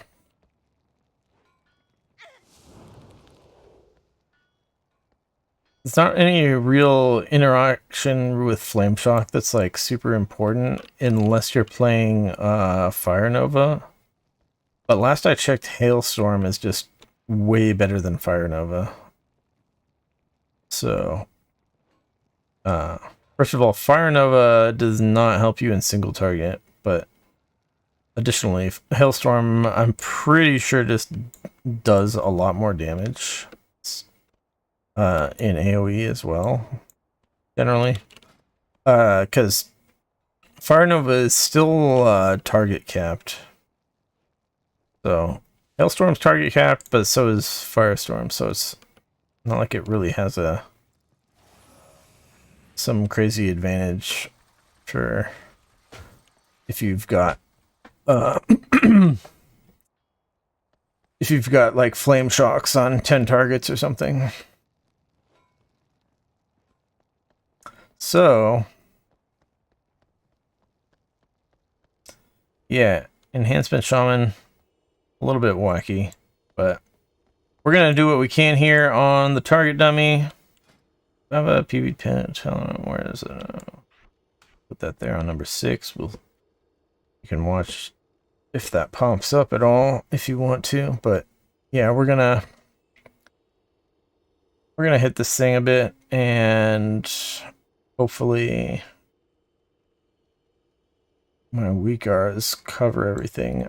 I'm not too entirely sure about what's the best thing to prioritize in all situations, but I think Lava Lash is kind of your main one as far as of the trio of Lava Lash and Storm Strike and Ice Strike. I think you generally want a Lava Lash, followed by Ice Strike, followed by Storm Strike. And then you'll Crash Lightning if all those are off cooldown or on cooldown. And then of course your actual cooldowns are Feral Spirit, Sundering, Primordial Wave, and I'm playing Lava Burst. I'm not playing Elemental Blast. Playing Lava. I'm playing Tempest Strikes. But we are getting Lava Burst here. Otherwise, you would use Lightning Bolt normally, but so Lava Burst, it has the cooldown. So when you get all your Maelstrom stacks up, generally your Lava Bursting, unless you did the Primordial Wave, the Primordial Wave requires you to use Lightning Bolt. So that's how we're gonna be spinning our Maelstrom. In some cases, you might Lightning Bolt if the Lava Burst is on cooldown. But usually the Lava Burst is just about to come back off of cooldown. I think it's better to wait because you'll have the guaranteed crit on the Lava Burst. And then the other thing is, so for Frost Shock gets buffed from Hailstorm after you spend your Maelstrom on your Lava Burst or your Lightning Bolt, but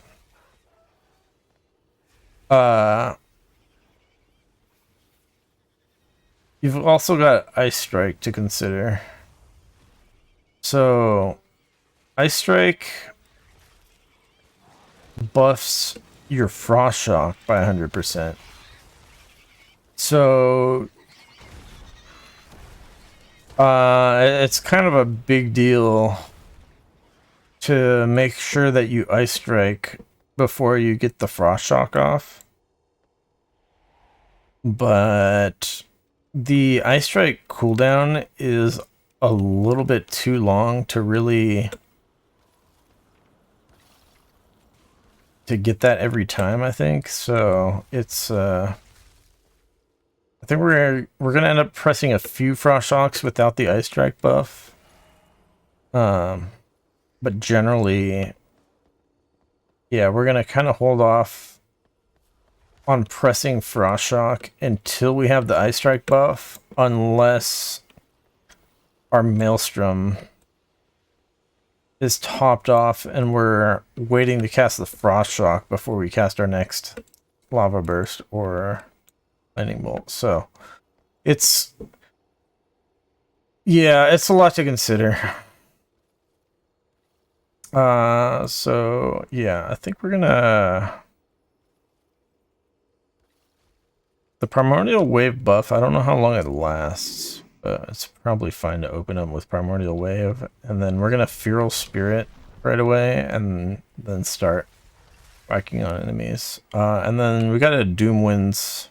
This is Primordial Wave. This is Doom Winds. So we're gonna kind of Doom Winds whenever it's convenient in the rotation.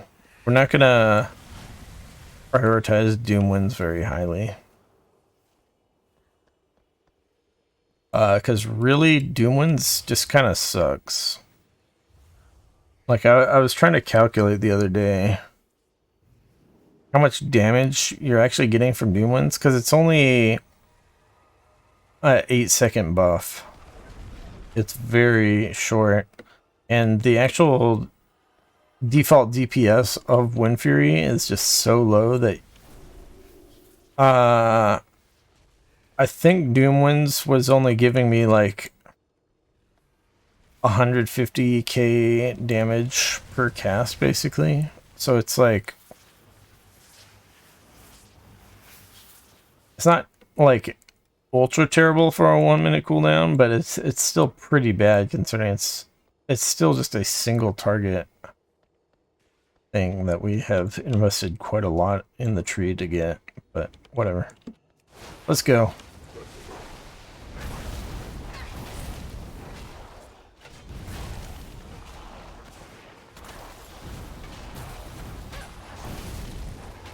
Doing ones now, I guess. What's under?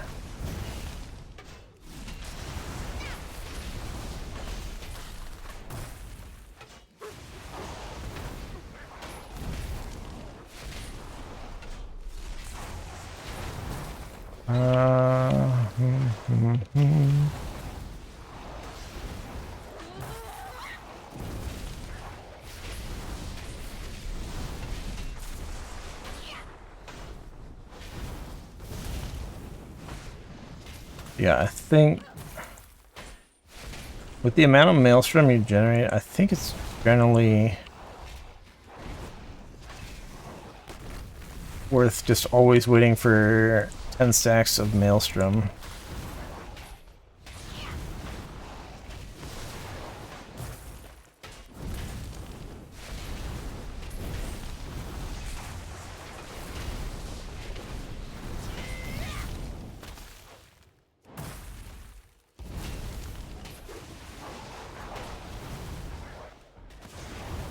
Whoops.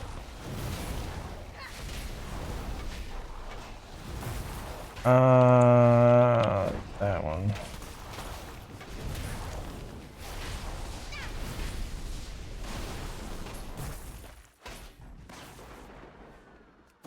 Whoops. I'm dancing around too much. I ran out of range there. That was really dumb.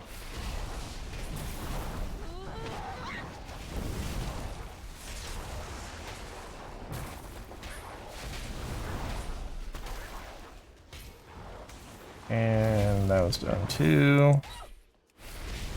So yeah, I'm screwing up the rotation a little bit, but it shouldn't matter too much. That should have been an ice strike before the frost shot.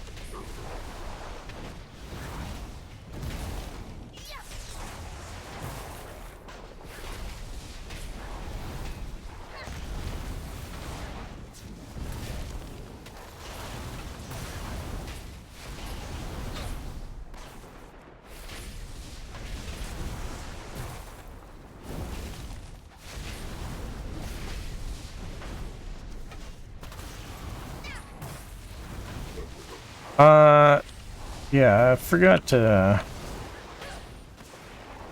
pay more attention to the how long we're going till. I think we're just gonna end there. So I screwed that up a little bit. I think you should be able to hit 100k DPS with the Enhancement Shaman. Although I forgot to mention, so all my other characters, I think all of them, they're using completely, they're only getting main stat from their trinkets. This character is actually using for enhancement, it has a passive proc, so we're actually getting a few percent extra DPS because of that. It's based on the RNG a bit for what the uptime was, so we actually didn't get, we only got one proc of that. So that didn't screw up our damage meter that much, but something I should have mentioned earlier. So yeah, Enhancement Shaman, a little bit,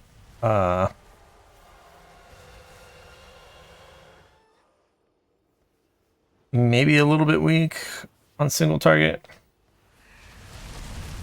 but not by much, but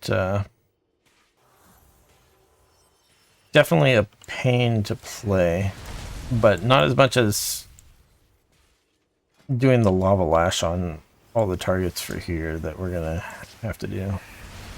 So yeah, we're just gonna go for it.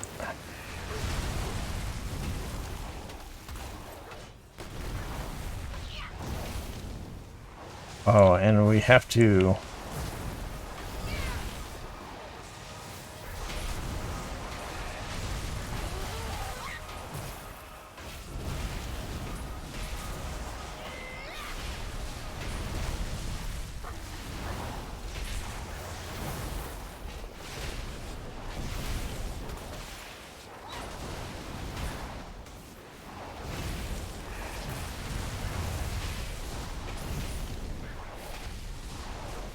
Yeah, we're of course using chain lightning a lot more now instead of and we're using crash lightning on cooldown basically.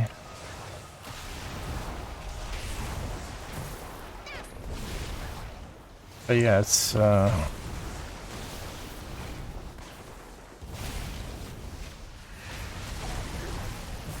very hard to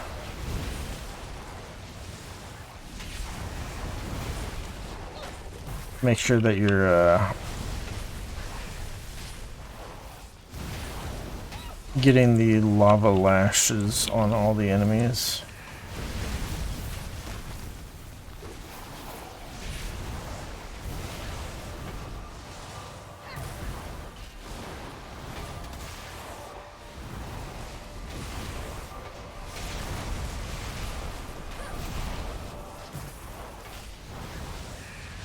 Yeah, we are slightly on the low side here.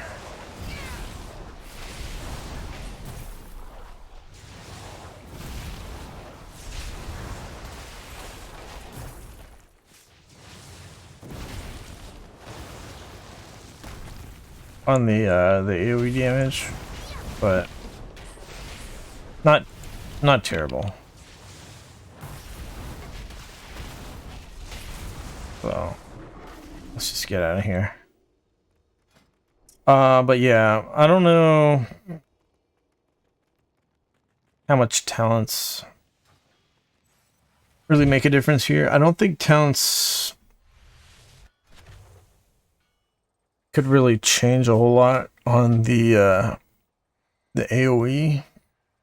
As I keep saying, we're invested like 5 points up here into basically single target talents, but the alternatives, you're still gonna end up kind of being stuck with a few single target talents. Cause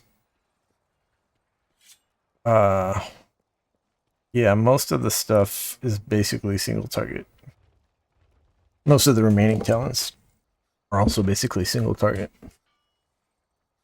So yeah.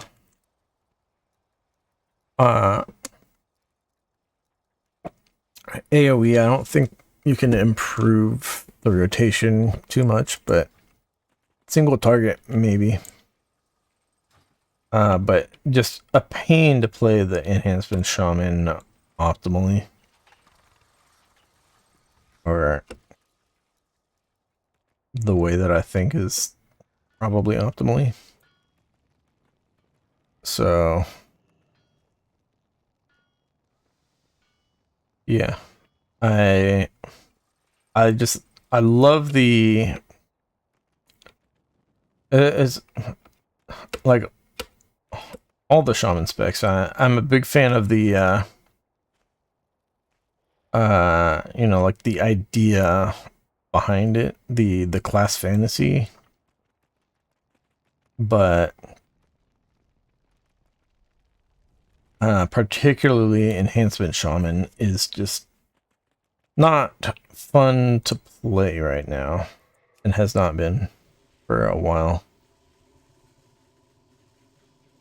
Moving on to Restoration Shaman. So Restoration Shaman gets, guess what? Stone Bulwark Totem. Awesome. But as for things that actually matter for Restoration Shaman, well, also they still have too many utility buttons. As with all the Shaman specs, just because there's too much stuff.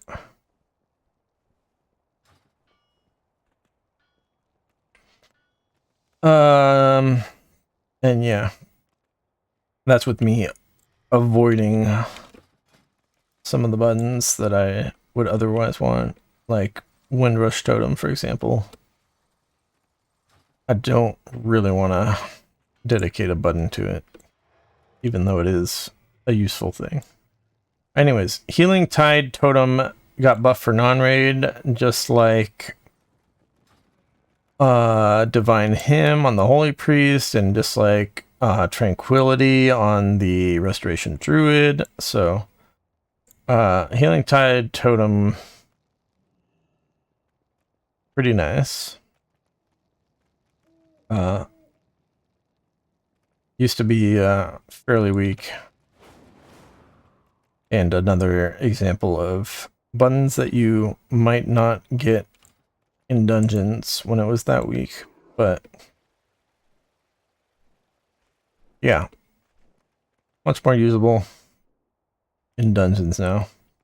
Let's see. Earth Shield still has the whole you get hit and it heals you thing, and it's got 9 charges, and there's like a cooldown on how fast you can lose the charges. So it's still a, you cast this on the tank and you have to recast it every trash bowl basically. So it's still just annoying to have to do that. And then yeah, Restoration Shaman is still a pain in the butt when you're trying to chain heal and people are like spread out too far. Like, let's say you're here and your tank and your melee guys are over here, but you got your range people back here. Like, you can try to stand kind of in the middle and try to cast so that the chain heal bounces to everyone, but if people are too far apart, it just doesn't work out, and that hurts your ability to keep people alive quite a lot.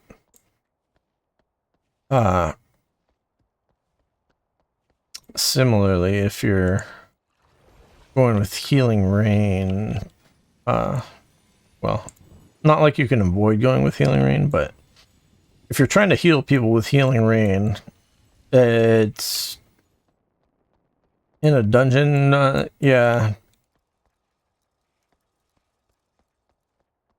you're often just gonna have ranged characters that are too far away, and yeah, it's just kind of a pain. So I avoid the downpour for that reason. Downpour talent. It used to be like a separate spell, but now it's like a thing that applies to the Healing Rain. But yeah, in a raid situation, it's one of those things that you'll have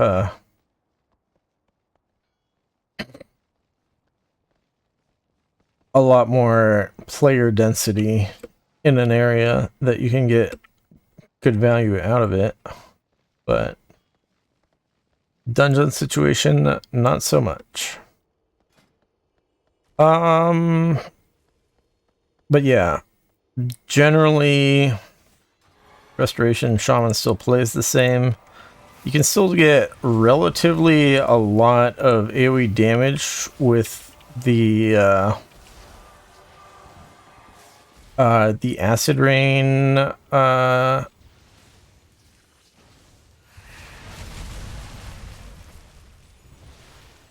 the Acid Rain talent over here, and just spamming Chain Lightnings. You get, as far as healer DPS goes, you get relatively a lot of damage out of doing that.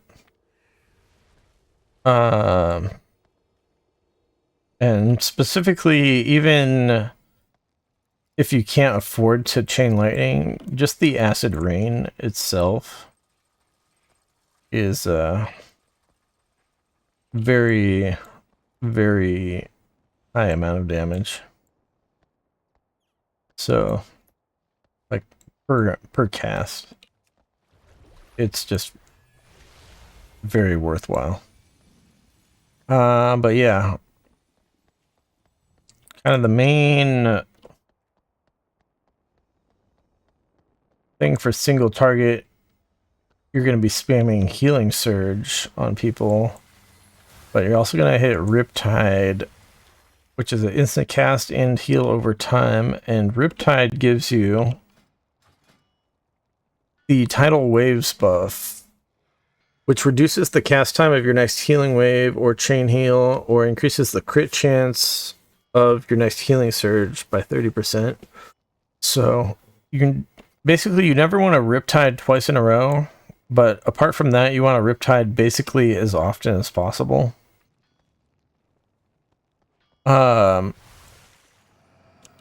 So you Riptide, and then you cast a couple heals, and then you Riptide again, and you cast a couple more heals, and then you Riptide again, and you cast a couple more heals. And that's kind of the flow of it. As far as your regular single target healing, and then yeah, for AoE healing, you'll do more of the you'll do Healing Rain if you can get good value out of it, but usually I'm looking more at the Acid Rain for Healing Rain. If there's multiple enemies, you look at more of positioning it best for healing if it's a boss fight. I should say like a boss fight without ads, obviously. But yeah, so you do that, and then you'll still Riptides, and then chain heal. But the I'm so used to pressing chain lightning that I'm like pressing it wrong, but yeah. So you'll see the cast time of those first two chain heals after the Riptide is just significantly faster. So very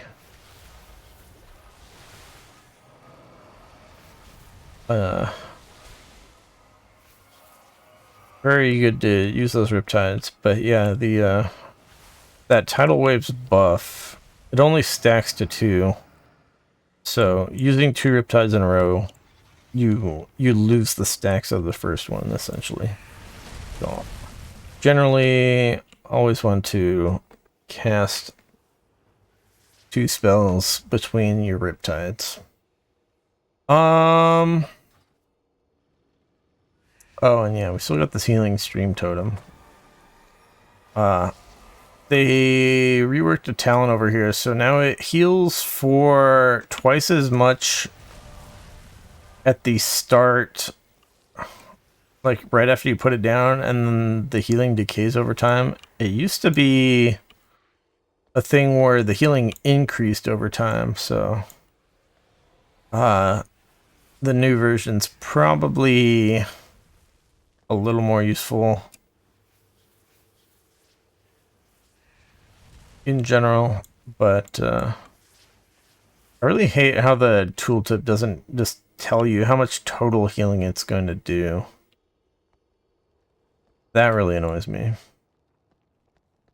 And then, yeah, last, I guess we could mention real quick, single target damage is still the same old, with the flame shock on the enemy, cast lava burst whenever it's up, and then lightning bolt the rest of the time, and you're not doing amazing DPS, but it's like,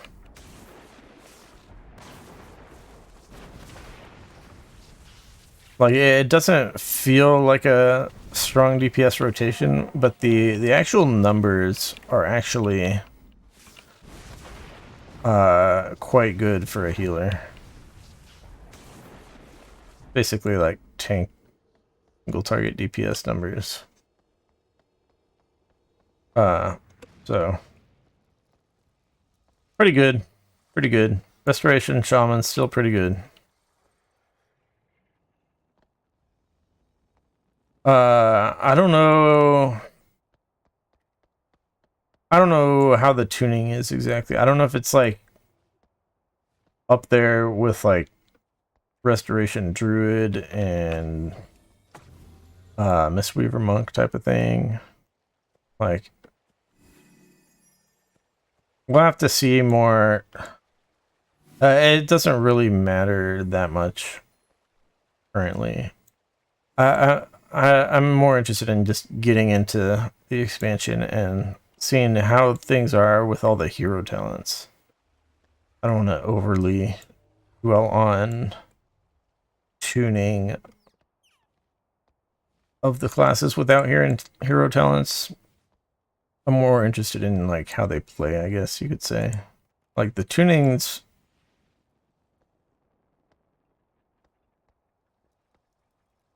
kind of important when you have like super big outliers of certain specs doing, you know, like 30% less DPS than other specs, stuff like that. But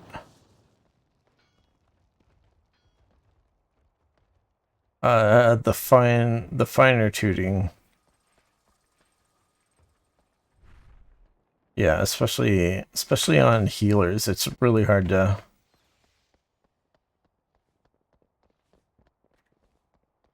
compare between them. So yeah, let's not worry about exactly where on a healer tier list the rest of Shaman would fall. But to me, it seems pretty good.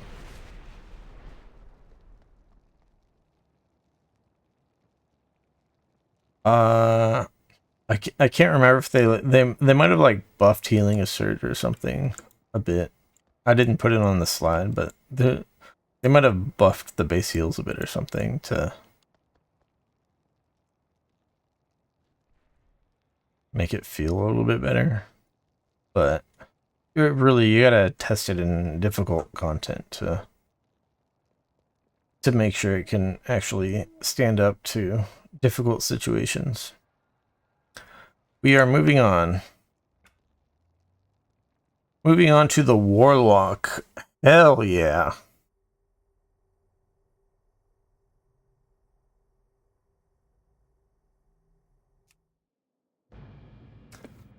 Affliction Warlock got so...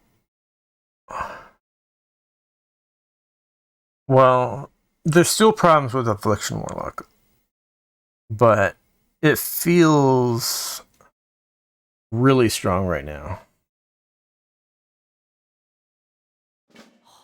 Da's awake. We need you to return to Dalaran, quick as you can. The fuck?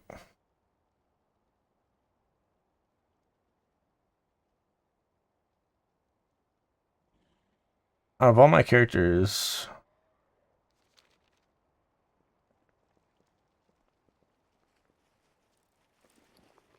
I don't think I've ever seen that pop up before. I'm sure that's the quest for the new expansion, but that was very unexpected. Anyways, let's go look at the Affliction Warlock here. So they changed some stuff around in the tree. Well, they also changed some stuff in the class tree. Like, I didn't actually mention this, I don't think, in the slideshow anywhere, but they changed some stuff in the Warlock class tree, so you no longer have that, Inquisitor's Eye or whatever it was. The little thing that sometimes procced and shot at a single enemy target, and when it was proccing, it did like ridiculous amounts of damage. That thing's gone, or the there was like an alternative AoE one, which was like you're sucking up souls, and then when you kill enemies, and then you press the button and it like releases the souls to do some AoE damage or whatever. Those things are gone. But yeah, overall not much really changed. Oh, actually, there's a new demonic hellstone thing. This is really good. So this talent gives you a more powerful hellstone, which it only has a 60-second cooldown instead of normally they're like 5-minute cooldowns, and you could only use one per combat or something. So demonic hellstone is actually a massive W for warlocks. But let's get to actual Affliction Warlock stuff. So yeah, I should have put that in the slideshow, but I forgot about that. So they removed Soul Swap. Not that I took the talent, but Soul Swap got removed. So now I don't have to feel bad about not taking it, since it was like something that was really good in some situations.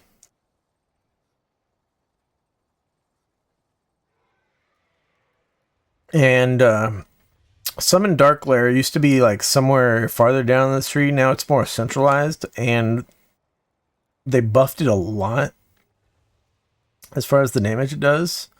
Very good now. So that's the main good things. There are a couple issues. So there's no more triple Seed of Corruption. There used to be a talent for Seed of Corruption where it shoots out 3 seeds instead of 1 seed.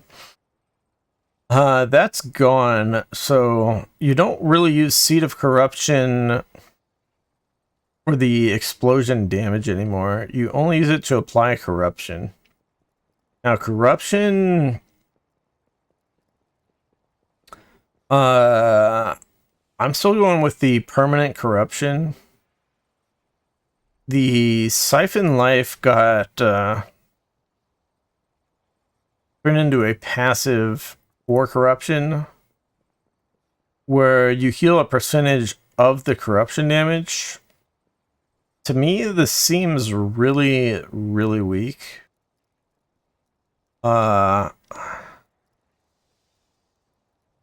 your corruption isn't really doing so much damage that 5% healing means anything.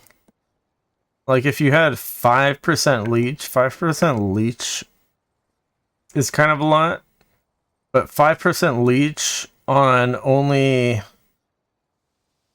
a portion of your damage, which is not a very large portion of your damage, is a very weak talent. So I think there's just no way you ever take this talent over the convenience of a permanent corruption, particularly because there's no longer the talent, I think it was called Pandemic Invocation, where when you refresh a dot with less than 5 seconds remaining, you do instant damage. That talent no longer exists. So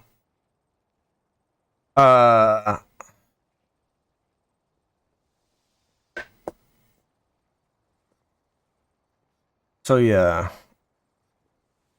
I just can't imagine a world in which you ever take this Siphon Life talent in its current form.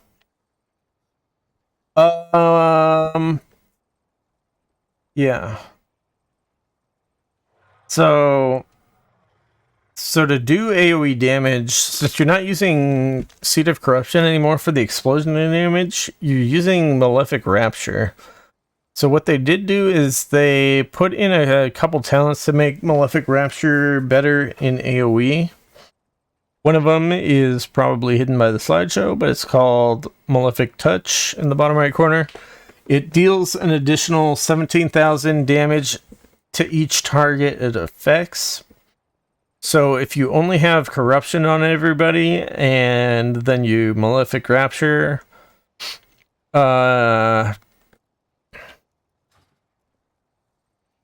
get the 14,000 from the per effect. So you get that from ×1 from the corruption, and then you get the plus 17,000 from the from that talent, and overall 30k 30k damage AoE from a single cast is pretty decent. Obviously better if you have more dots on the target. But 30k is not bad. So how do we get more dots? Well, we still have Vile Taint. It's still a 30-second cooldown. And Vile Taint, of course, does it applies Agony, but it also has its own dot as well. I don't think there's any world in which you pick Phantom Singularity above Vile Taint. So I don't know why that still exists, but yeah. And then the other one is you got Soul Rot will hit 5 total targets for a damage over time. So those are some AoE damage over times that you can use for Malefic Rapture to do big damage, but also you of course have your additional single target dot Unstable Affliction, which deals they buffed this a pretty good amount, I believe, and it does very significant single target damage over time. So yeah, in total you can have up to, what is that, 1 2 3 4 5 dots on enemies, I think. I don't think I'm forgetting any, so yeah, I think you can have 5 dots on enemies at maximum for some pretty good Malefic Rapture damage. That'll come out to be about 90k damage per cast. Now obviously we're still talking about, it costs soul shards, so you're going to run out of soul shards, and it's a limited amount of time in which you have these cooldown dots up, because they last 8 seconds. Now the Dark Glare does still extend those effects by 8 seconds, and also you get the talent over here where each time Corruption deals damage, it extends stuff. So I think well, I haven't really tested this. Is any of your curses active on the target are extended by 0.5 seconds? I've kind of always assumed that these are, it extends your dot stuff, but actually the wording they usually use is curses are Curse of Tongues, Curse of Exhaustion, and Curse of Weakness. But I feel like it'd be really weird if Corruption extended those for like no apparent reason. So I want to say Corruption extends your dots, but I haven't ever actually tested that.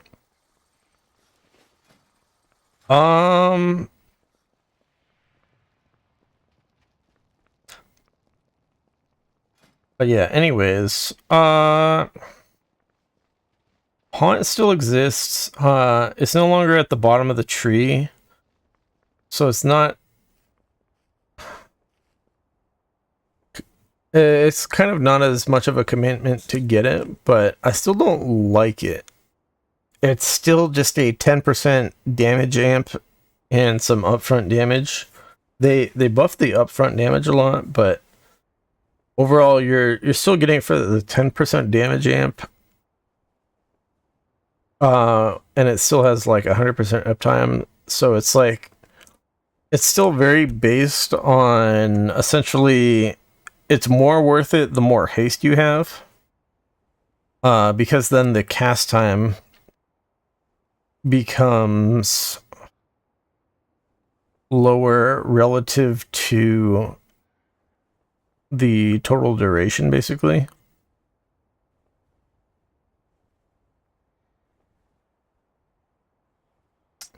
So, yeah, still not a fan of that. And then you're still stuck with frickin' agony generating soul shards. So soul shard generation is still pretty slow in single target, much faster in AoE if you have agony on multiple targets, which you're doing with Vile Taint. Now, they did improve, they didn't reduce the cooldown of Vile Taint so that you could have 100% uptime on the agony through that, but they put in this volatile agony talent, or refreshing agony, with 10 or less seconds remaining, deals a bunch of shadow damage in AoE. So it's actually way more worthwhile than it used to be to refresh agonies one at a time after the initial Vile Taint agony AoE application is starting to wear off. So obviously you're using a global cooldown per cast to do this. So if you have agony on like 5 targets, it's gonna take you several seconds to actually refresh all of those agonies. But they give you a 10-second window in which to do this, and specifically the agony duration is 18 seconds. Whereas the Vile Taint duration is 8 seconds. So essentially, as soon as the Vile Taint dot expires on enemies, is when you can start refreshing agony on all the targets so that you get that explosion damage. So we'll see that when we do the AoE damage rotation, and it's pretty good. Oh, and yeah, so I'm no longer playing Drain Soul. I'm playing Improved Shadow Bolt now. I like this better because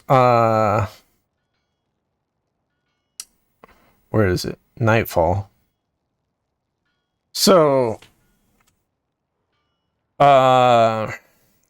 when you get Nightfall procs, if you use Drain Soul, you're still channeling. Whereas if you're using Shadow Bolt, it's instant cast. So you can use that while moving. So that's why I like Shadow Bolt better than Drain Soul currently. Even though Drain Soul still does the thing where you get the Soul Shard if you're Drain Souling an enemy and they die, and it still has the double damage against low health enemies. The actual Drain Soul damage DPS is still pretty low, so I think it's more appealing to stick with the improved Shadow Bolt. And then there is now this Shadow Bolt volley thing that can proc. So that actually ends up being a cool little thing with your AoE damage. So yeah, we're playing lots of stuff to there's lots of cool stuff in the Affliction tree now. I think it's significantly better than it was. Still has a little bit of issues, but We'll be fine. All right, so let me think real quick. Am I forgetting? How do I play this? Okay, yeah. So we're gonna start off with Unstable Affliction, which is this week right here, and then Corruption, and then we're going to Vile Taint, which is this icon here, which will put Agony on, which is this icon here, and then we are going to Soul Rot, which is this icon here, to get all of our dots on there so that we can Malefic Rapture for max damage, but also we're going to be summoning Dark Glare to extend all those dots right here off the opening, and then Vile Taint will come up every 30 seconds, Soul Rot will come up every 1 minute. So we'll have basically we're going to be Malefic Rapturing only during Vile Taint. So it's like gonna be bigger damage when we have Soul Rot up at the same time also, but it'll be like a smaller damage spike during every 30-second Vile Taint cooldown. And I totally forgot, there's a new thing in the bottom left corner of the tree, which I really... This is definitely the type of thing that I wanted in the Affliction tree, this new Oblivion spell, where it's just kind of like a Giga Drain Soul, I guess you could say. It's just a big channeled damage over time, very much like Void Torrent on the Shadow Priest. So I'm very happy that this ability exists. I'm not sure how worth it is though. And particularly you do want to make sure that you have all your dots up on the enemy beforehand though, because it gets a 30% damage buff when they have 3 dots on them. So yeah, it's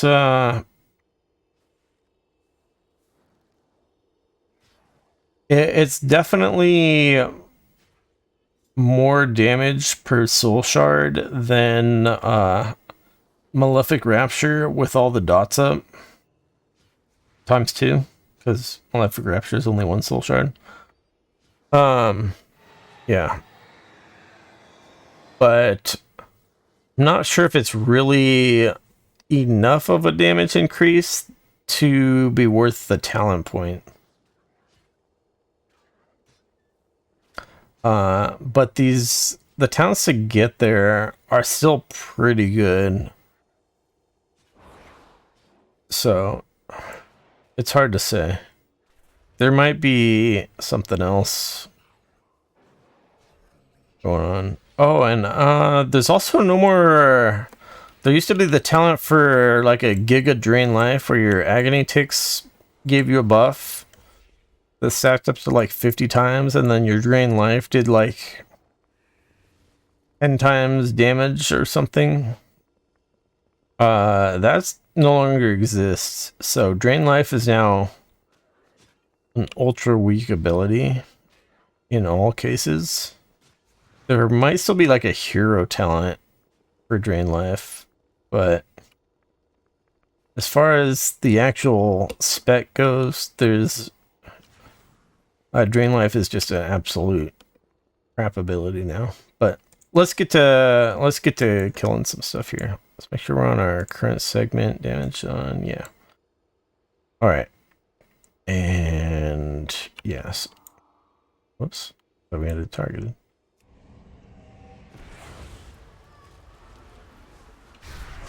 So we're gonna do that, and then we're gonna do that.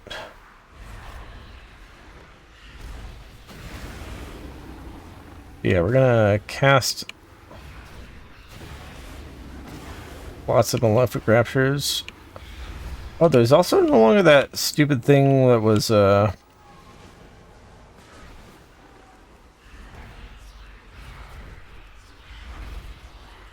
Vile Taint's almost back up. Oh, we do have to keep in mind the Vile Taint. Oh, actually.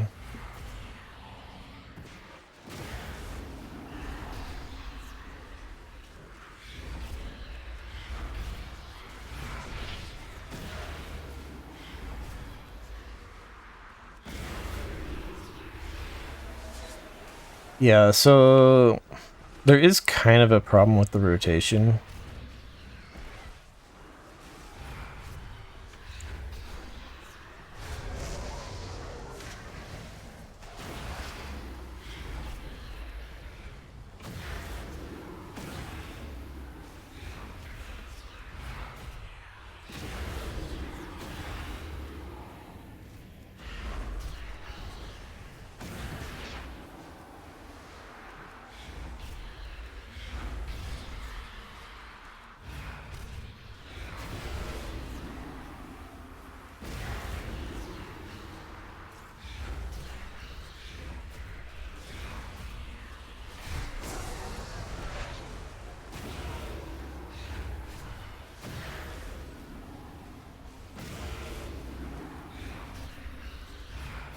We'll just finish this off here. Yeah, that's... So yeah, we're doing at least 115k single target DPS currently as Affliction Warlock, which is definitely among the top out of all the specs.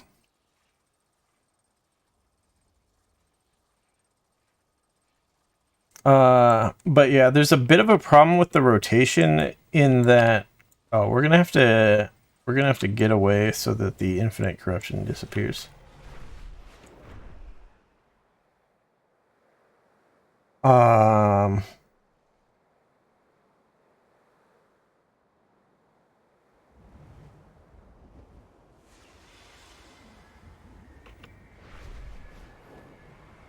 So yeah, issue. What was I saying? Oh yeah, issue with the rotation is the soul shard generation in single target is so low that after your initial thing, when your Vile Tank comes back up and you use that, you don't have very many soul shards, and particularly if you're actually casting Oblivion,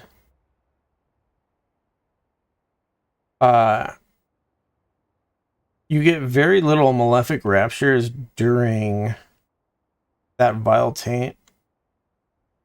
Like the Vile Taint that comes between the soul rods. So that's kind of awkward. Now, as I mentioned before, the Oblivion does give you better damage per soul shard than the Malefic Rapture. So it's like you shouldn't really feel bad about pressing Oblivion, but it feels weird in the rotation to not get Malefic Raptures in on the that second Vile Taint. You definitely want to try to save soul shards more so for the Soul Rot plus Vile Taint combo, though. Oh, and also we can see on here the damage of the Dark Lair was 4%, which is not super great, but there's the extension of the damage over time effects is like super worth it. And then we're also taking the the talent here for there's a thing where all the damage over time affected enemies take a big hit of AoE damage, basically. So this talent gets lots of value in AoE.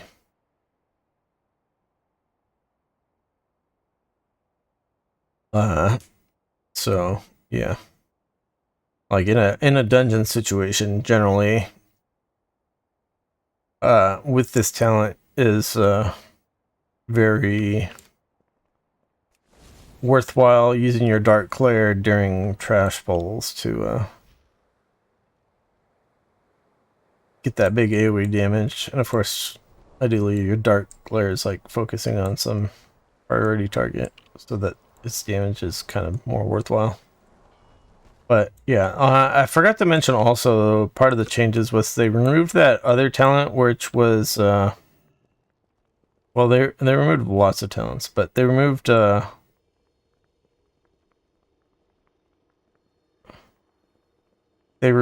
one where Malefic Rapture put a debuff on the enemy that had unstable affliction, which caused them to take more damage from your dots. So it was like a damage multiplier to maintain on enemies, which was kind of counteracting your attempts to save up soul shards for your damage window. So that no longer exists, so you don't have to worry about that anymore. But anyways, let's do some AoE damage.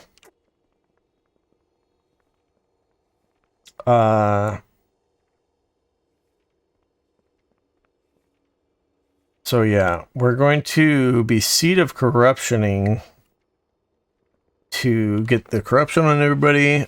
I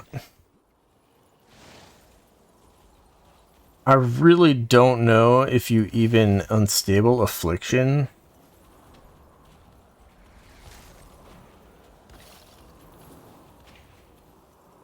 With this many targets.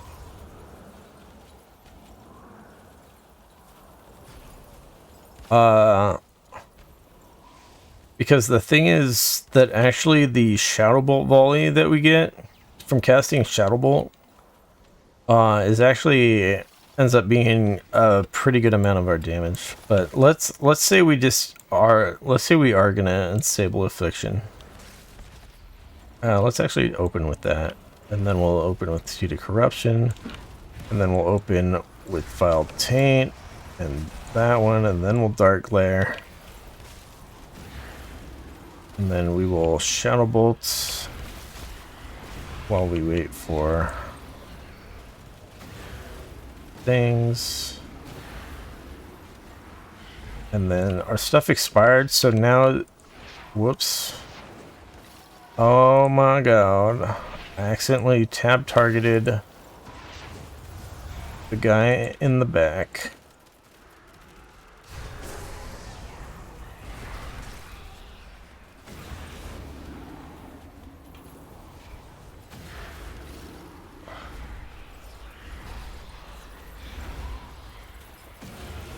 Oh, we need to...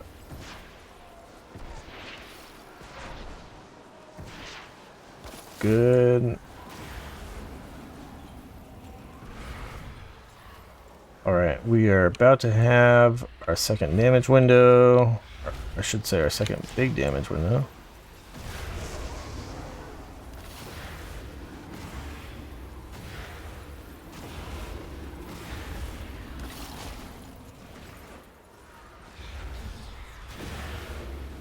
I mean, the window itself is smaller than the... Whoops, we need to refresh. Refresh, refresh, refresh, refresh. I think we got them all.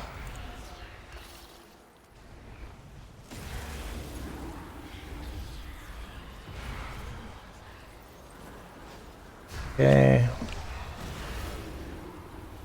And use use all these. Thank you.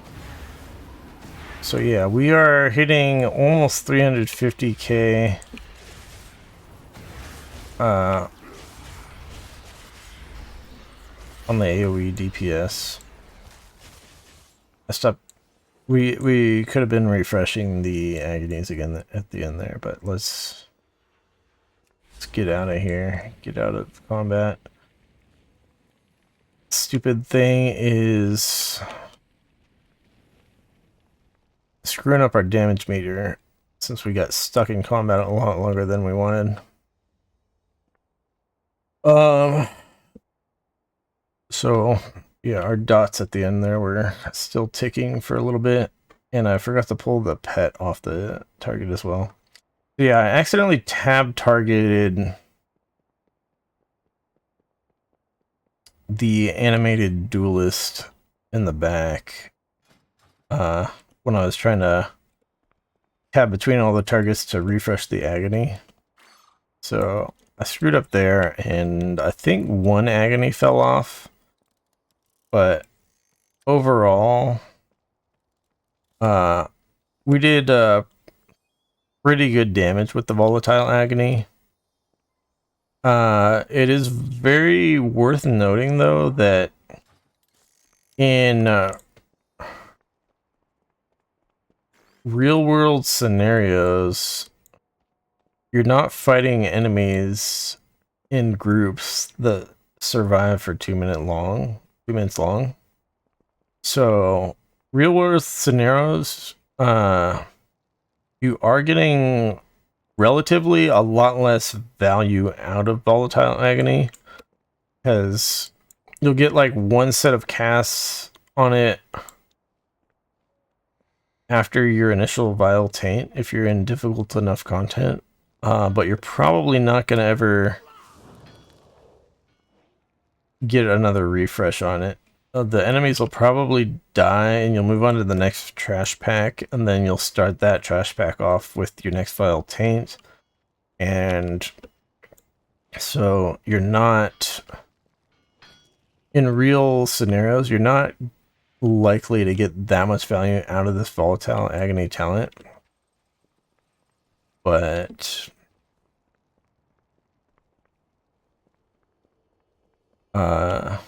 so yeah, it might not be as good as it kind of looks on the damage meter.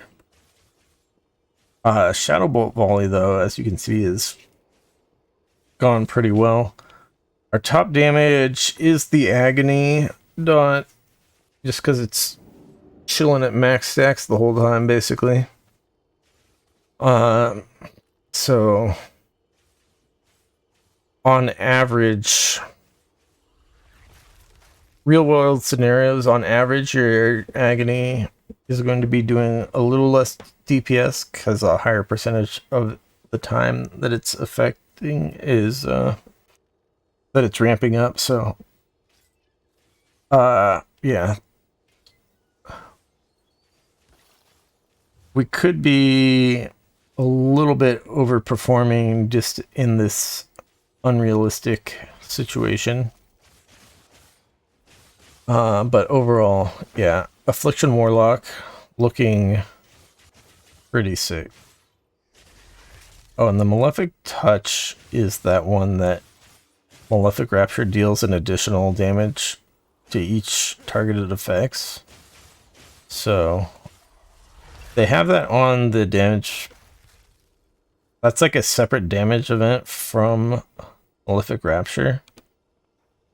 So that actually gives you a very good idea of how strong that talent is in AoE.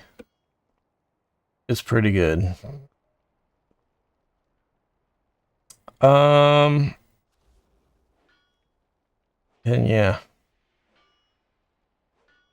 We still did 4.4% of our damage with Unstable Affliction.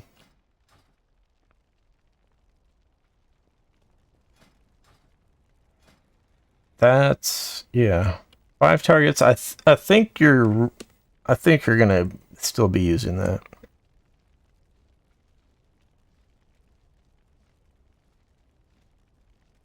Uh,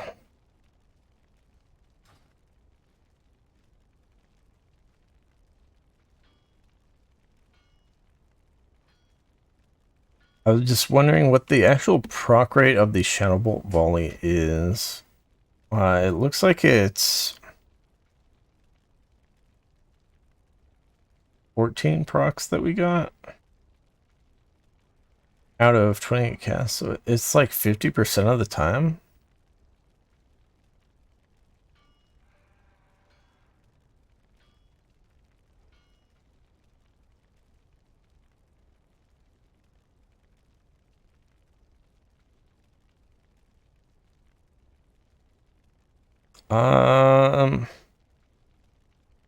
That's the case. That might... Unstable Affliction. We only did 4 casts.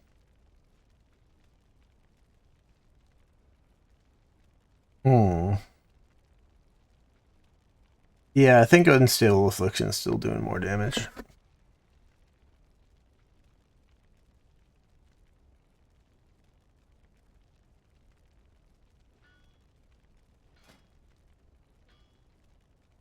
But yeah, that is a pretty high proc rate for the Shadowbolt Volley, so it's pretty interesting.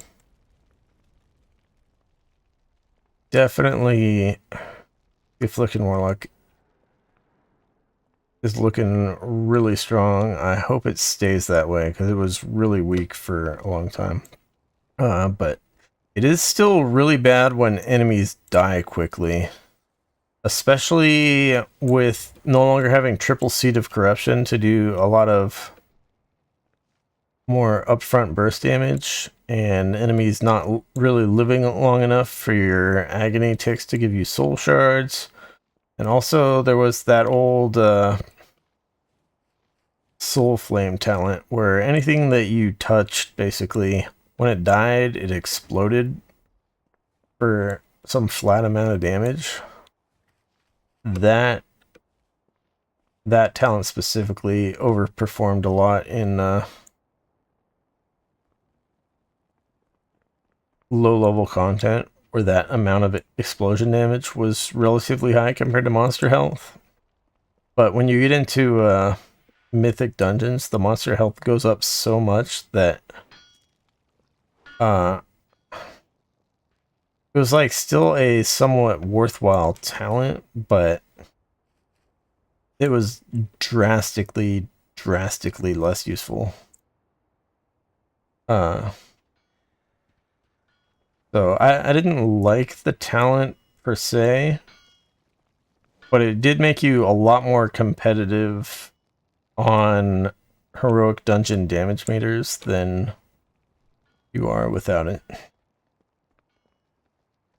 Anyways, let's move on to Demonology. We got only like 5 more specs to go. Nice. So, Demonology Warlock. Demonology Warlock hasn't changed much. I mean, none of the specs really changed that much, but there definitely were class tree changes. They now have Vile Fiend kind of bottom center of the class tree, and yeah, it's currently it has a very overtuned upgrade to it called Summon Charhound, where the thing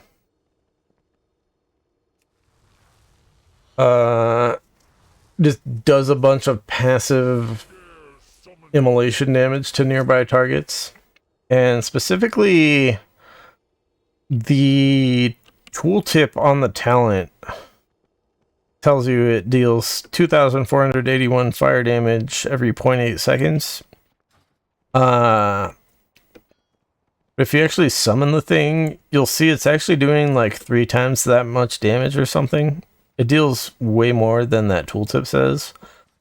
So I don't know if it's performing way higher than intended, or if they do want it to be that strong. Like, I don't know if the tooltip's wrong, or the tuning's wrong, or maybe both. Who knows?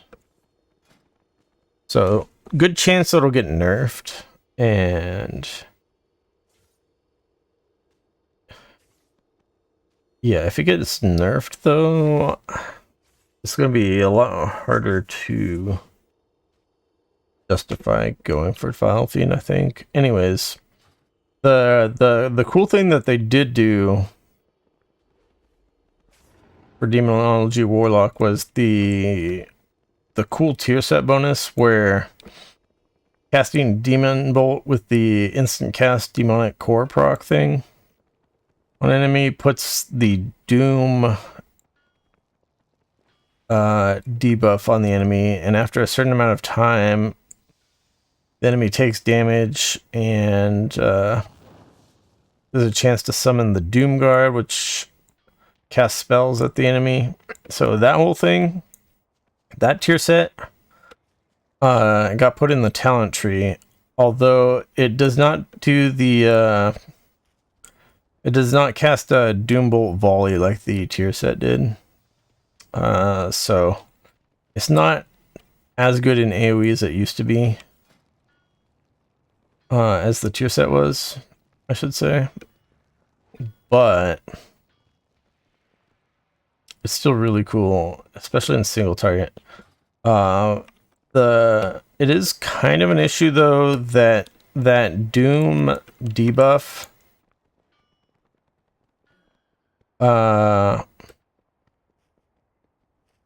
is just one of those things where you have to tab between different targets to put it on every target if you want to really optimize it. So that part of it is a little bit of a pain as far as gameplay goes, but overall it's still really cool, especially in single target. But I don't think I can't remember. We'll see in a second here. Demonology, I don't think was doing super well on the damage meters. Like, I think Affliction is... I think Affliction's still doing better. I think Elemental Shaman's still doing better. We'll see. Alright. Demonic Tyrant cooldown actually got buffed to a 1 minute cooldown. It used to be a 1.5 minute cooldown, which did not align nicely with the Grimoire Felguard talent. So, and also just buffing the cooldown is a buff. So, that's a big improvement. We talked about Vile Fiend already. I still don't like Vile Fiend, but at least it's got more going for it now. So it's like it actually feels like a significant button to press. As far as the negatives for Demonology Warlock, though, still don't really know when to use Implosion. I pretty much never actually press it. You definitely should be pressing it in AoE.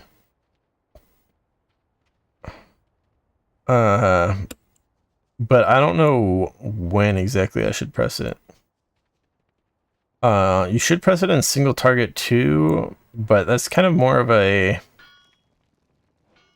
exploit of how the imps work, where the imps disappear after they cast like 6 little flame bolt things or whatever. So you kind of want them to cast as many as possible and then implosion them. But people have like special week auras to try to keep track of like when's the optimum time in single target to press implosion, and I find that that part of Demonology Warlock gameplay is just really lame. They need to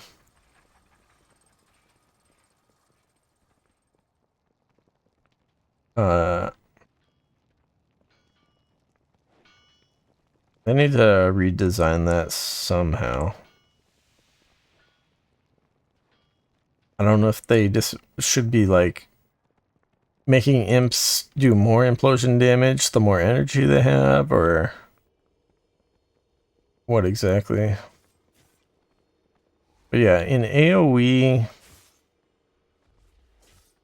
the imp spellcasts are relatively a lot smaller of a portion of your damage. So it's definitely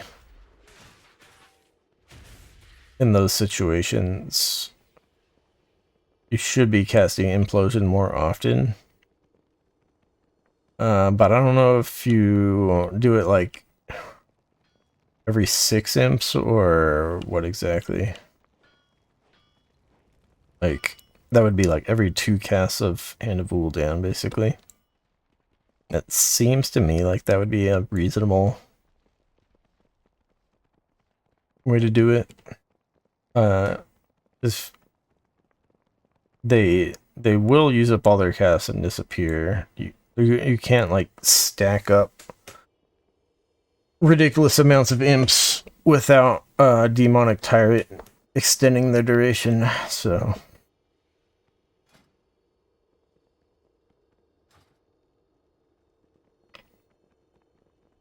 or they could do something like imps automatically implode when they run out of energy. Something like that would actually be really cool.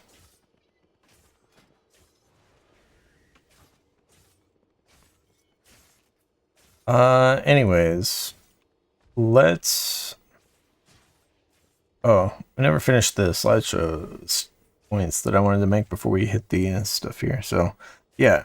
Implosion, a pain. Hand of Gul'dan is your imp summoning thing. I really still think it should do more damage. The amount of damage it does for something that costs soul shards and you're like summoning this little miniature meteor out of the sky to hit the enemies with, I feel like it should do more damage. And then the last thing, oh, Infernal Presence. That's the Charhound thing. Like I said, it's doing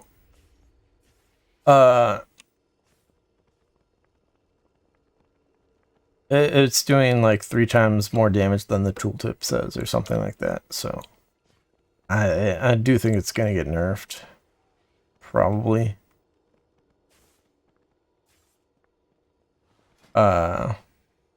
It's just like a super strong talent. I tried the single target one. The single target one also does more damage than the tooltip says, but it's such a minor improvement over the AoE damage one that you're literally only going to choose this in a raid boss that has no ads. Or maybe PvP. PvP also, probably. So, yeah. We'll see how things go, but let's see. So yeah, we've got this telling me I can cast all Dreadstalkers, or that is off cooldown, I should say. This one is for the Vile Fiend, or Charhound with the whatchamacallit? The talent. And this one is to sacrifice imps with power siphons for demonic cores and This one down here is Demonic Strength. I don't have a weak aura set up for a Demonic Tyrant or Grimoire Felguard, so we will be manually watching the thing for that.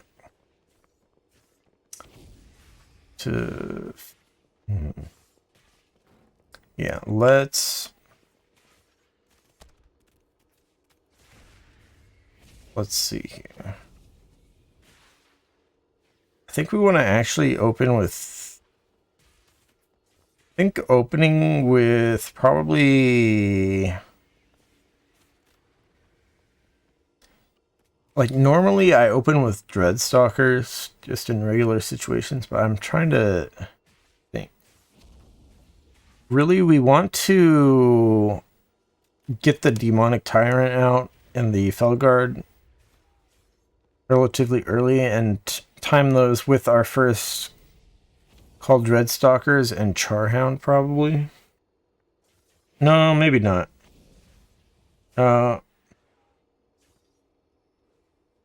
Maybe?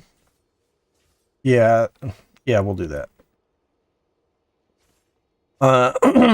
But before we summon the Demonic Tyrant, what we want is more imps.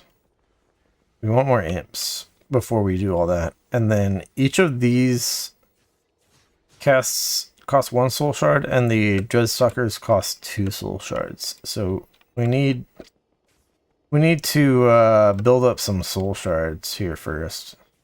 But I think we actually open with Hand of Gul'dan, because we're gonna want a power siphon pretty much as soon as we can, so that we get those demonic cores to get our soul shards up faster. So yeah, let's Hand of Gul'dan first.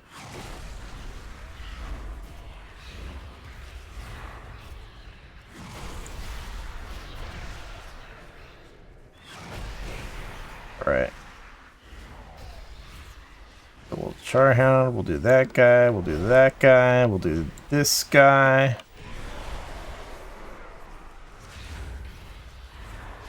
And then now we're into regular Shadow Bolts and other thing. And then looks like we have 10 imps right now. We can sacrifice again, but yeah, I was gonna say I think maybe we should Implosion there, and then I took too long to do that.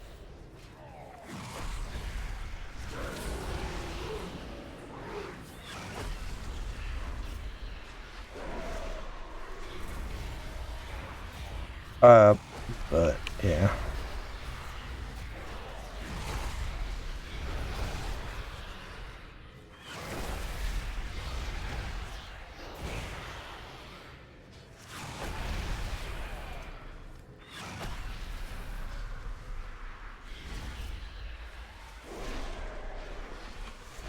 Whoops. That was dumb. I needed to get the Vile Fiend out before the Demonic Tyrant, not after the Demonic Tyrant. Alright, let's try to get an Implosion here.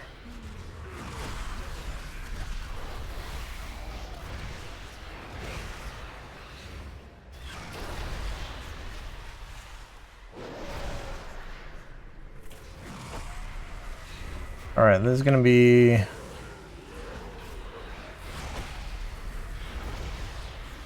about it.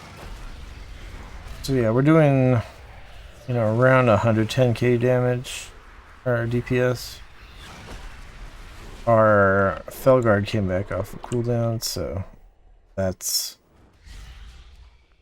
a good stopping point. So yeah, how much? Yeah, the Implosion, like, we got some value out of it. I don't know how much Fell Firebolt that we actually lost from doing that, but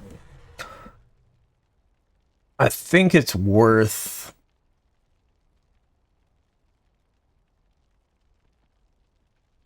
What's the average damage of the Fell Firebolt? 3.5k. So per imp, the implosion is 10k. So actually, it's basically in single target 3 Fell Firebolts worth of damage. I guess that actually implosion average damage 17k. So actually, even in single target, yeah, implosion is relatively looking pretty good. You just don't want to waste it like during the Demonic Tyrant when they have their extended duration, obviously. And you don't want to use it when you have too few imps, or else it's not really worth the global cooldown.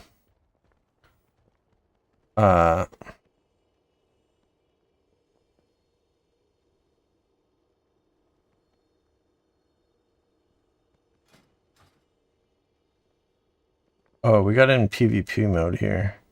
I was like, why the heck is our Shadow Bolt doing 60k damage? But that is... Mind combat? This is not opening. Yeah, our Shadow Bolt was not doing 60k damage, so I don't think our PvP thing ever got activated during the fight there. But yeah. The Doom stuff, as you can see here, it's yeah, it didn't do that much. The tier set definitely did a lot more. The tier set was like 15% of your damage or something.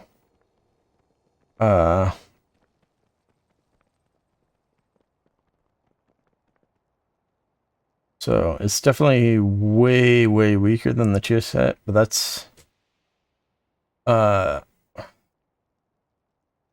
that's perfectly reasonable to balance it against the other talents.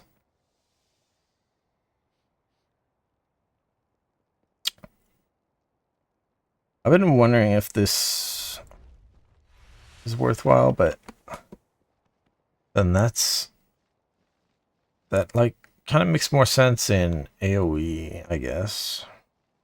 The wild imp, and then you implode the wild imps. Like, yeah. I don't know. Anyways,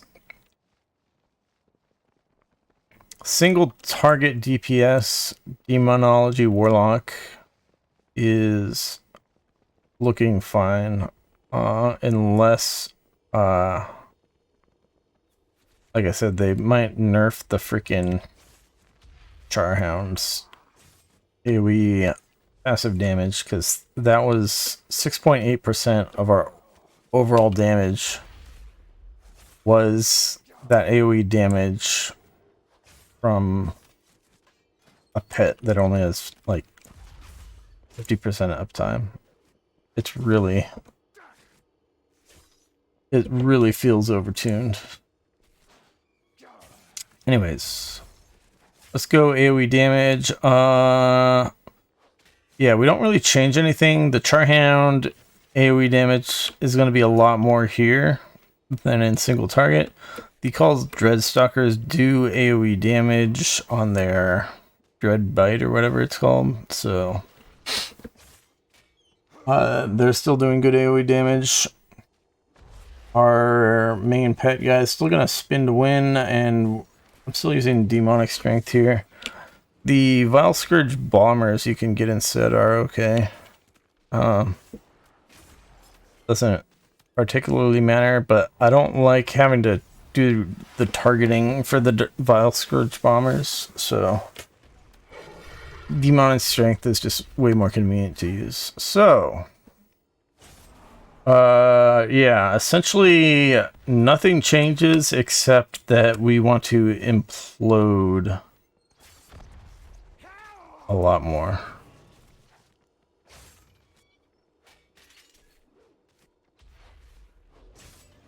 And I guess Demonic Tyrant is not as exciting as far as imps goes, but it's more exciting as far as the other pets that do AoE damage. So yeah.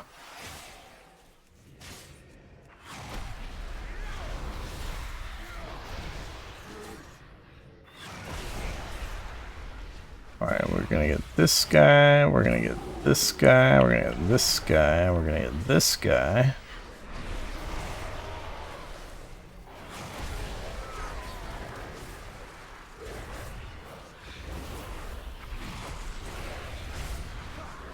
Oh, and then we do need to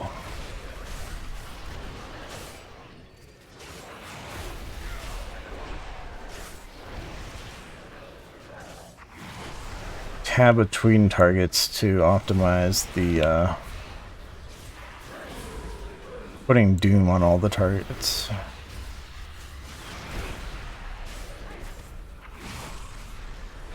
So that part's definitely a bit of a pain.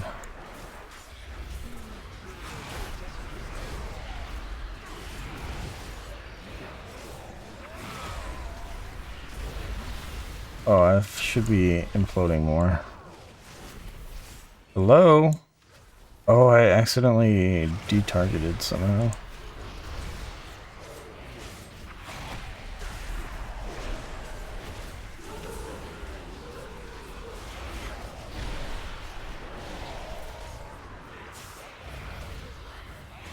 There's like a lot going on the screen. Let's implode again.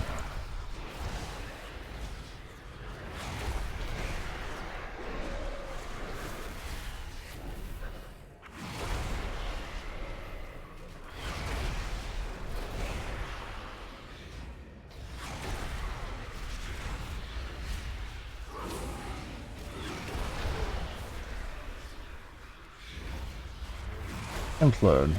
Sounds good.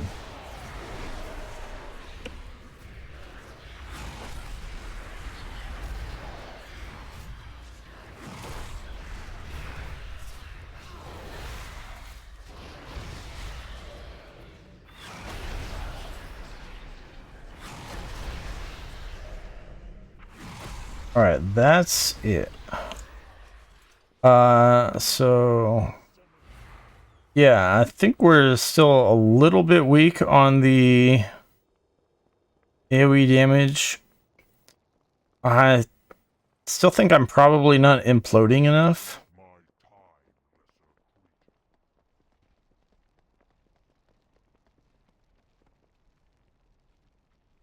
Okay, what is that? Interesting. I've never noticed this before.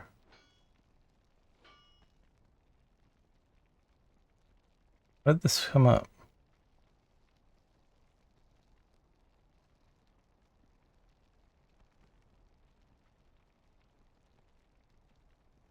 Thought it was because I was holding shift, but then it.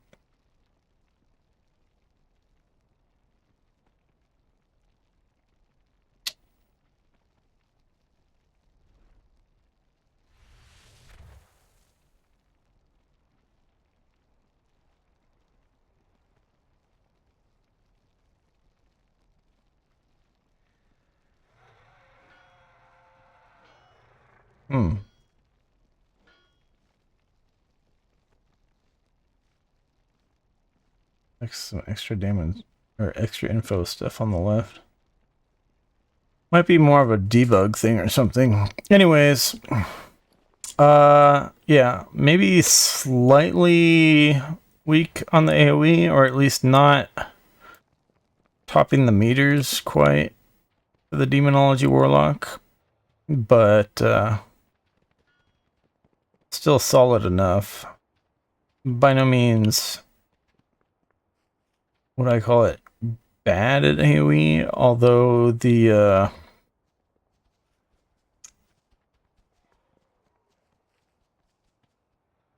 having to tab between enemies to try to keep spreading out doom as much as possible, that's a bit of a chore.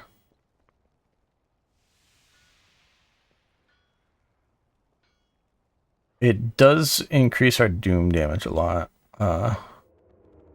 because doom actually does AoE damage itself, even though the Doom Guard doesn't do the Doombolt volley anymore. The doom itself does explosion damage that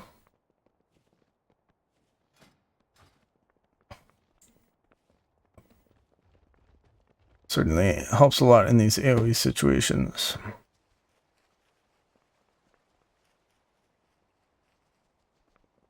So, yeah. I think that's all we want to look at for Demonology Warlock. We are going to move on to Destruction Warlock. Oh my god. It really got that late? That's not cool, man. Alright, we gotta speed run these last ones. Alright, Destruction Warlock, Chaos Bolt hits hard again. I got buffed like 40% or something. Also, Incinerate got nerfed, so Incinerate no longer does nearly as much damage as Chaos Bolt. The Burn to Ashes thing, where after you Chaos Bolt, your next two Incinerates deal extra damage. I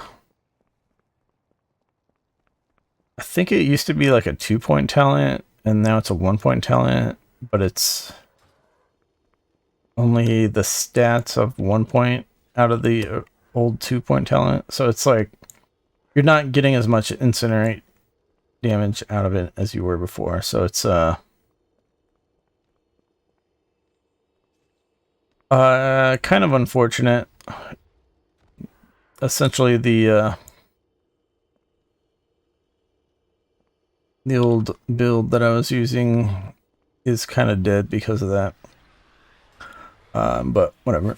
Other things that happened for the Destruction Warlock: Rain of Fire, Soul Shard generation talent removed. It used to be some small chance for Rain of Fire damage to generate a Soul Shard as a choice node between that and Cataclysm, where Cataclysm applies Immolate on all enemies in the area, and Immolate generates Soul Shards. So there was just competing Soul Shard generation talents, basically.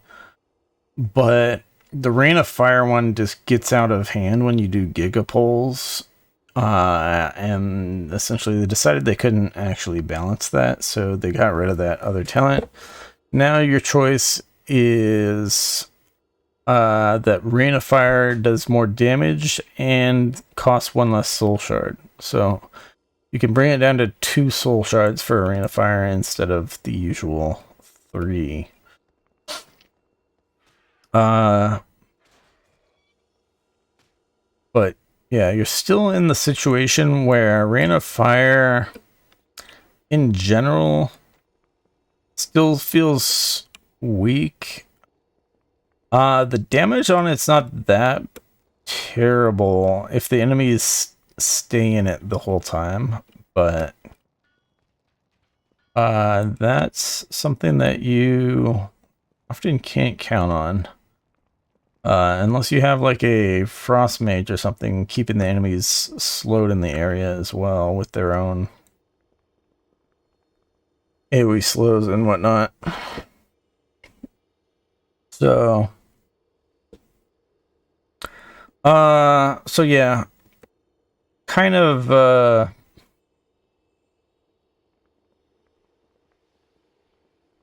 still in a weird spot with the Rain of Fire, as far as it still feels kind of weak a lot of the time.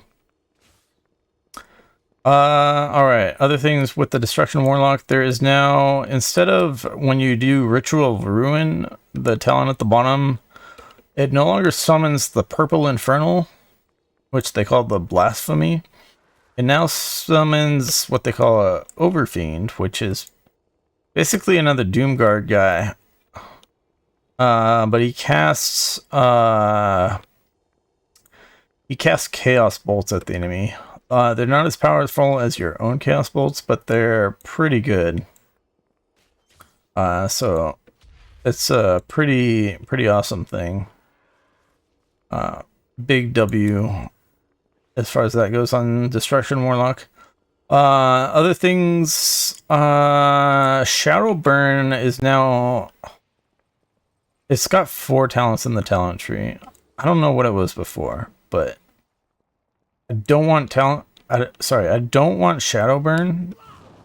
The design of it sucks against enemies that have lots of health. So I never take Shadowburn. So it's kind of like a dead section of the tree to me. Channel Demon Fire was dead to me, but actually the third point into Channel Demon Fire is actually pretty good. So the problem with Channel Demon Fire before was that it was not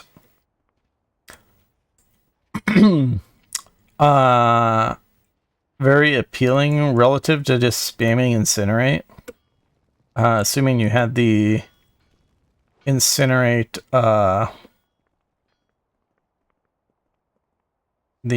talents, particularly the AoE Incinerate one and the Soul Shard Fragment stuff.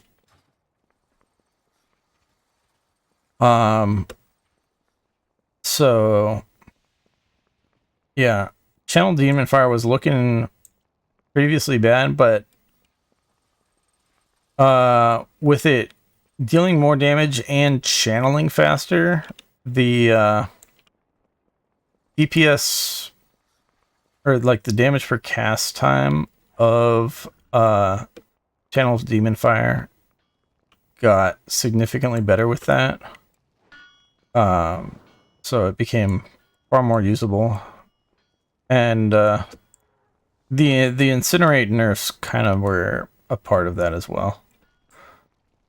And then Channel Demon Fire also, I tried like 2 talent points before. The second talent point extends the duration of Immolate on all targets.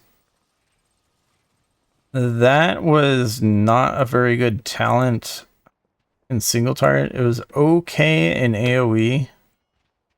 You can play 2-point Demon Fire in AoE. Only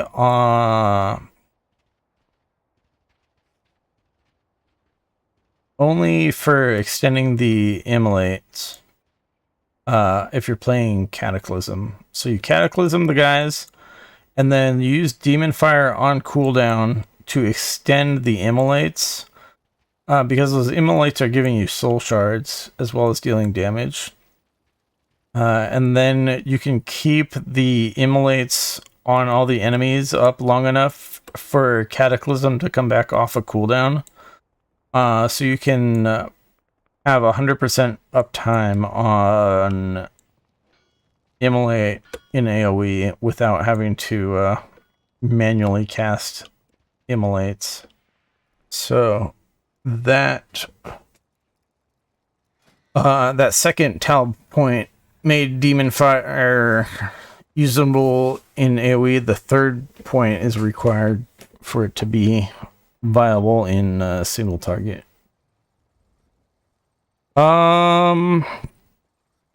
Let's see.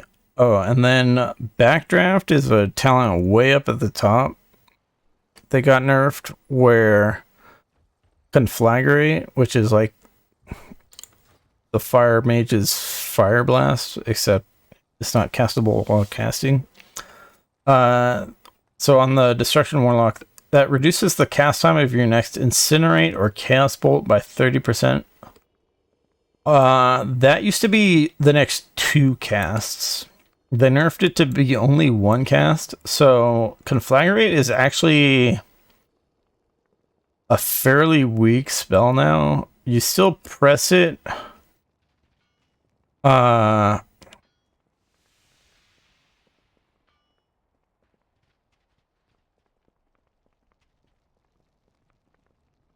of.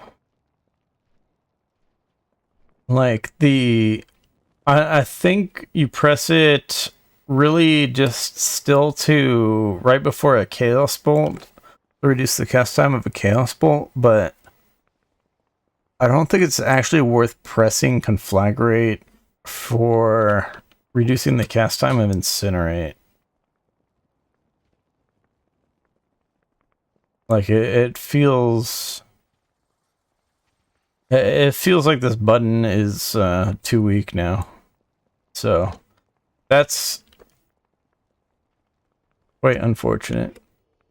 It does generate 5 soul shards, but with the talent down here, your Incinerate generates full soul shard fragments and 2 more on a crit. So in single target, not so good, but the crits that you get with AoE Incinerate give you on average more soul shard fragments than a Conflagrate. So and also in AoE you well, apart from the AoE damage, you're also in the soul shards, you're also you're not casting chaos bolts a lot of the times in AoE situations. You're casting Rain of Fire with your soul shards, so the cast time reduction on Conflagrate ends up going to an Incinerate, which again does not feel that great. The exception would be if Havoc is up, then you're gonna probably cast a Chaos Bolt in a Fizz target situation over a Rain of Fire. So in that case, if Havoc's up, then Conflagrate becomes more worthwhile, and additionally, it hits 2 targets, so instead of 5 soul shard fragments, you get 10 soul shard fragments. So like you'll be spamming Incinerates to generate soul shard fragments. Some of those Incinerates will trigger well, I'm assuming you're playing Mayhem like I am. They'll trigger the Mayhem, so Havoc comes up, and then you use your Conflagrate for the additional soul shard, as well as the Chaos Bolt with the faster cast time from the Conflagrate. Is like the way I play it. So anyways, we gonna try to do some single target damage here. We just spending way too much time talking. I cannot afford to do that.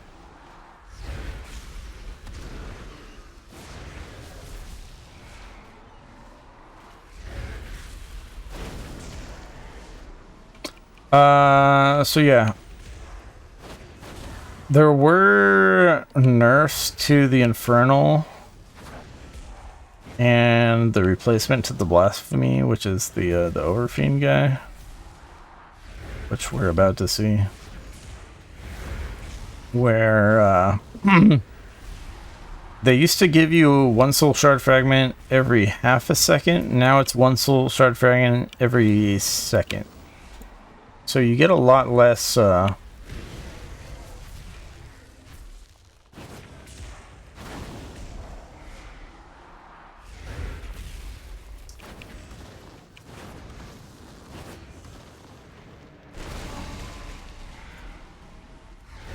get a lot less like free soul shards out of those. So they were kind of nerfed from that.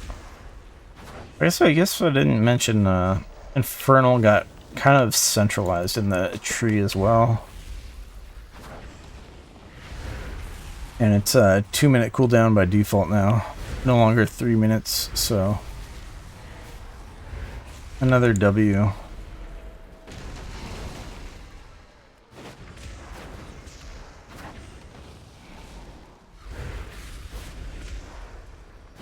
For the Destruction Warlock there. So yeah, that's our Infernal's back off of cooldown, so that's our full image there. So definitely looking great with the big heavy Chaos Bolt hits on the Destruction Warlock. As far as single target goes, now let's go do some AoE damage, and then we'll be moving on to the Warrior.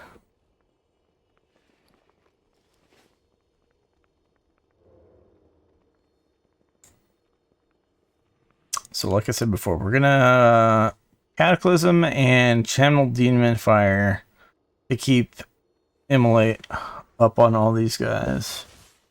And then obviously we're still gonna use our Infernal, and we're gonna be doing Rain of Fires.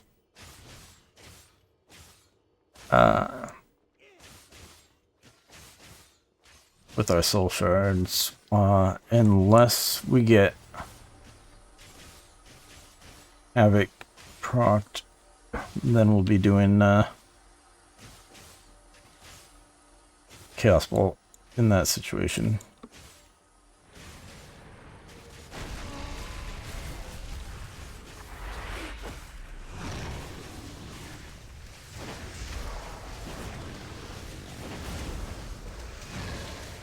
Alright, we did get a Havoc proc.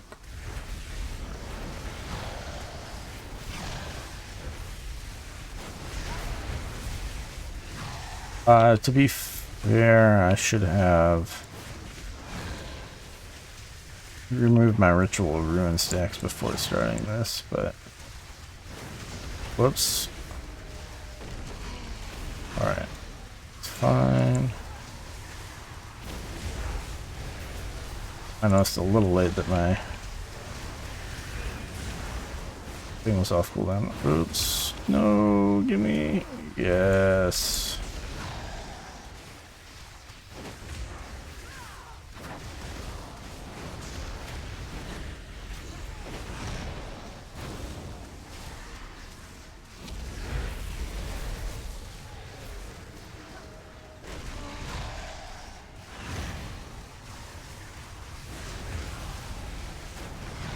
So yeah, with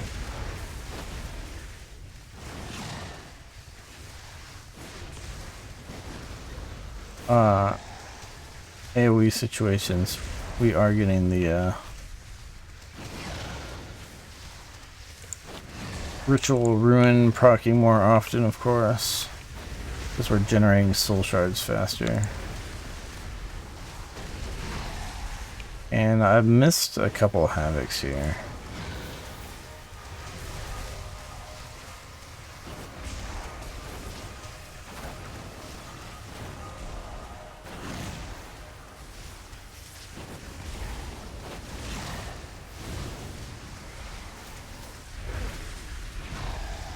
But yeah, that's basically our rotation. Some Infernals off at cooldown. So yeah, a little low on the AoE DPS is what it's looking like for your Destruction Warlock.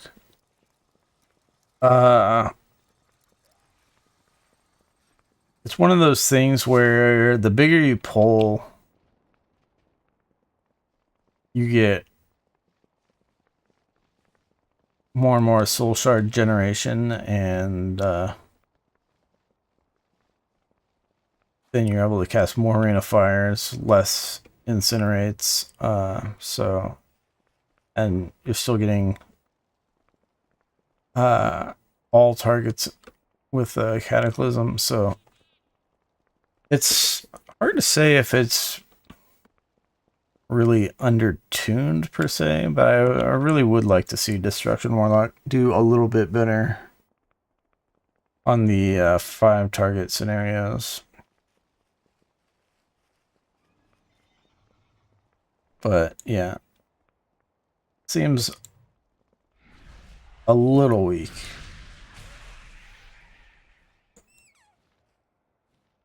Just not giga weak like some of the really bad specs.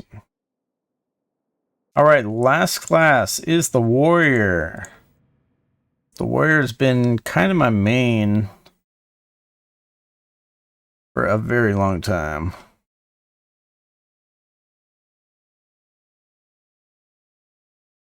He's on the last on the list though because alphabetical order. Oh yes. Alright, Arms Warrior is... I don't know what they did, but Arms Warrior does a lot. We're already at arms. Cool.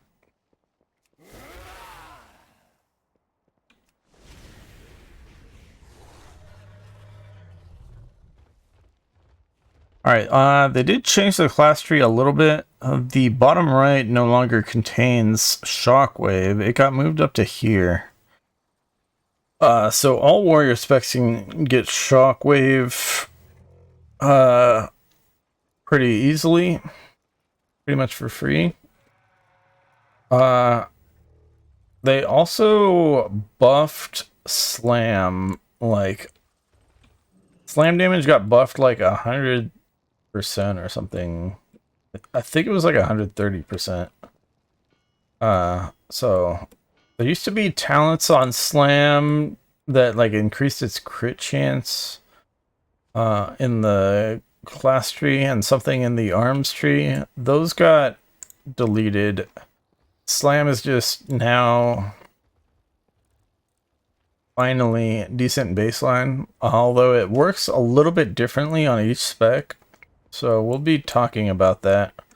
As far as the Arms Warrior goes, Slam is basically a single target rage spender without a cooldown. So if you can't Mortal Strike and you can't execute the target, Slam becomes your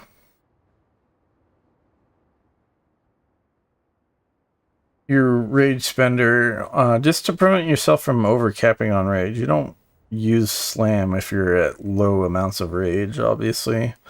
It's better to use your rage on Mortal Strike, but just to prevent yourself from going over the rage cap and going and having that rage go to waste. Slam is the button to press. It used to be I was using the Storm of Swords talent for Whirlwind to use like 50 rage to do a decent amount of damage, and I would use that even in single target. But the Storm of Swords is no longer a thing. They still call this talent Storm of Swords, but it's they completely changed the functionality of it. So yeah. Yeah, and they did like a all damage buff to Arms Warrior, I think. Same with Fury War. They gave him like a 40% global damage buff or something. It's it was something very significant like that. So very good to see. I know Fury Warrior in the past had a super OP tier set. And then when they moved to the next season, they went back to a crappier tier set and their damage plummeted. But now that's kind of being rectified. But let's stick to talking about Arms Warrior. Let's get out of here. So Shockwave, good. Slam has a use, although you might consider that a negative if you don't want the if you don't want that on your action bar. All the damage got buffed a lot. Cleave now replaces Whirlwind, which is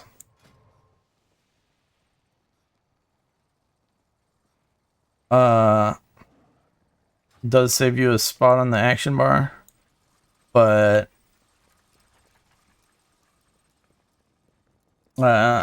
if you are taking Cleave, that means you don't have a AoE spender that does not have a cooldown. But Cleave damage itself got buffed a lot. It used to be that you'd use it more for the deep wounds, and the damage on the Cleave wasn't that good. But now the damage of the Cleave itself is pretty decent.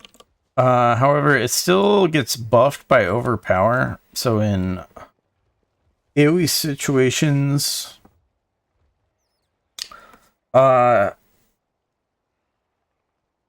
Overpower will still increase your Cleave damage, but in single target, you don't want to use Cleave. You don't want your Overpowered charges getting wasted on Cleave. So you definitely want to make sure you're hitting Slam instead of Cleave, or spending excess rage. And then, oh yeah, Ignore Pain got buffed. So yeah, Ignore Pain up here on the Arms Warrior tree is now only 20 rage instead of 40 rage. It still has a cooldown, so obviously you can't get like ridiculous value out of this, but it is far more attractive as far as not being as much of a hit to your DPS if you press that button. So that's a massive W for Arms Warrior. But yeah, just overall the damage of Arms Warrior has been kicking ass, so we're gonna go do that. Oh, and they buffed Bladestorm, or you can get Ravager. It's kind of weird where Fury Warrior can get Bladestorm also, but the duration of the Fury Warrior Bladestorm is a lot shorter than the Arms Warrior Bladestorm. So I don't know what's up with that. It might be like it gets reduced by haste or something. I'm not sure. But I actually like Ravager better now for the Arms Warrior. But not only did they buff the Bladestorm, but they also buffed the Unhinged talent. So it used to be it casts 2 random Mortal Strikes at nearby enemies while you're Bladestorming. Or it works with Ravager also now. But now it casts it at your target if your target's close enough. So you don't have to worry about it like in PvP, for example, randomly hitting someone's pet. And then the other thing is it was 2 Mortal Strikes. Now it's 3 Mortal Strikes. Specifically, it's every other time the Bladestorm or Ravager deals damage, but with the amount of damage, like if you just look in the combat log, you'll see it does 3 Mortal Strikes now. So it's pretty good. But yeah, we're sticking with Ravager. It's a 1.5 minute cooldown. I really should be... Let me actually just do this real quick here. We're going to macro Ravager with Avatar.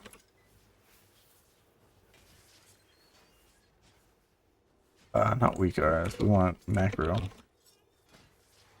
get rid of this thing here. So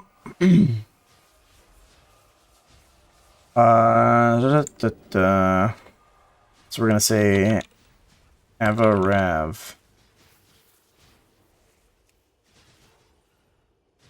Show tooltip, Ravager. Spell that right. / use Avatar / use Ravager. Save.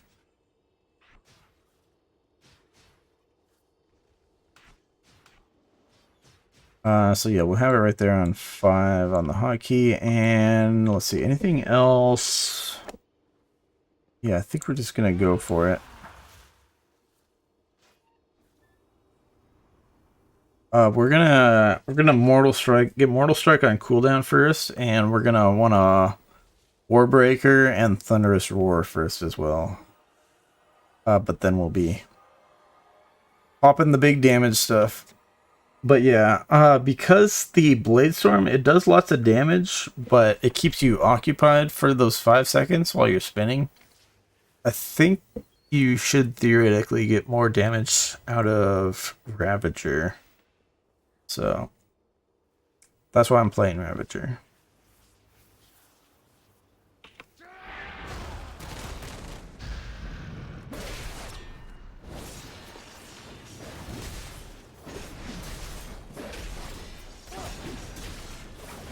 Oh, need to get Rend up.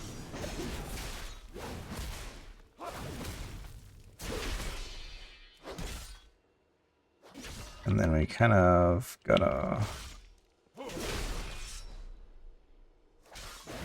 yeah, if we get a bit unlucky, we have to wait sometimes for stuff to come off a cooldown or to gain enough rage to justify using the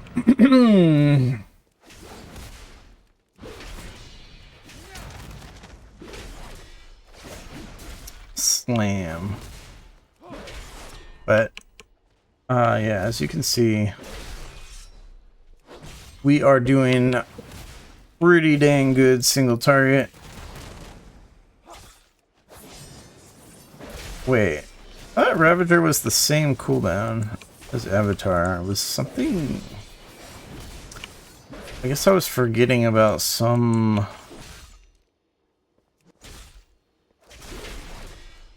that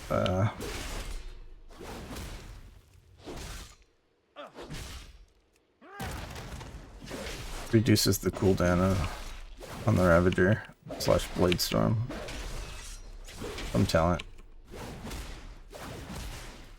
I think you can get it on Fury Warrior, but I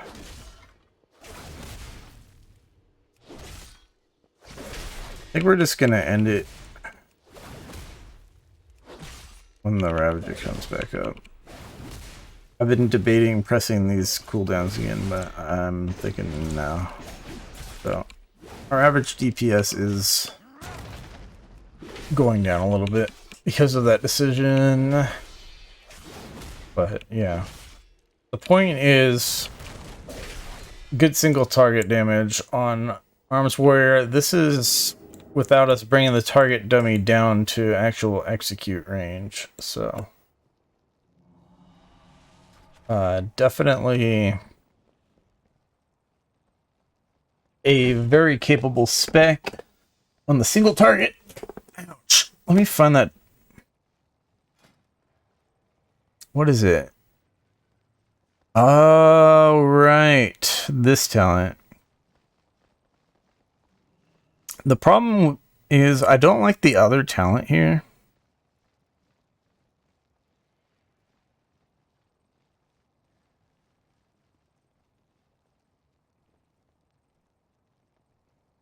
I don't like this talent, so I go with this talent because you have to. To get stuff below it. But yeah, that desyncs the cooldown on Ravager with the cooldown of Avatar, which is not ideal. So then the question becomes, do you Ravager without the Avatar, and then later you're avataring without the Ravager? Or do you save the Ravager anyways until Avatar is back off of cooldown? I'm not sure what the optimal play is, but it's fine. We did good damage. Alright, now here, since Cleave replaces Whirlwind, and Cleave does pretty good damage, we're going to be cleaving, but we're still going to be doing Sweeping Strikes because Sweeping Strikes, Mortal Strike still does very good amount of damage, even in 5 targets. I'm pretty sure it's worth it. So, yeah, a little bit.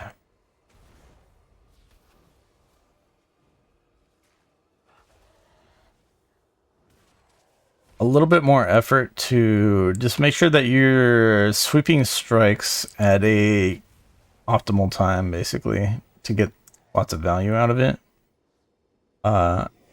It's more of a problem if you're taking Blade Storm. You don't want to sweeping strikes and then Blade Storm and then you lose a bunch of your sweeping strikes value. Although I'm not sure if the unhinged Mortal Strikes work with sweeping strikes. Something I should probably test, but I'm not going to do that right now. Right now, we're just going to whack some target dummies so we can move on to Fury Warrior.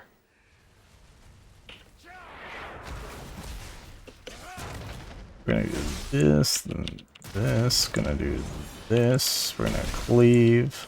And now, we'll sweeping strikes. Still going to want to cleave. Oh, and let's get that guy up.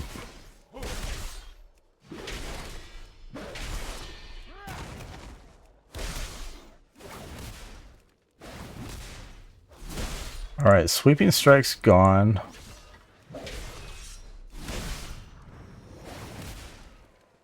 And at this point, I'm not really sure what's optimal. Oh, sweeping strikes is back up now, so that's good. I should probably make a weaker for sweeping strikes. But yeah, with the cooldown on Cleave,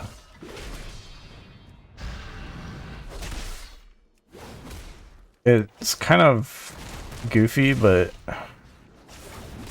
we're kind of basically rage dumping with Mortal Strike.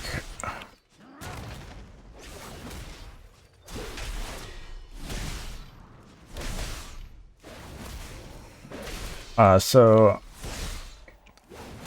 yeah, again, here in AoE as well, the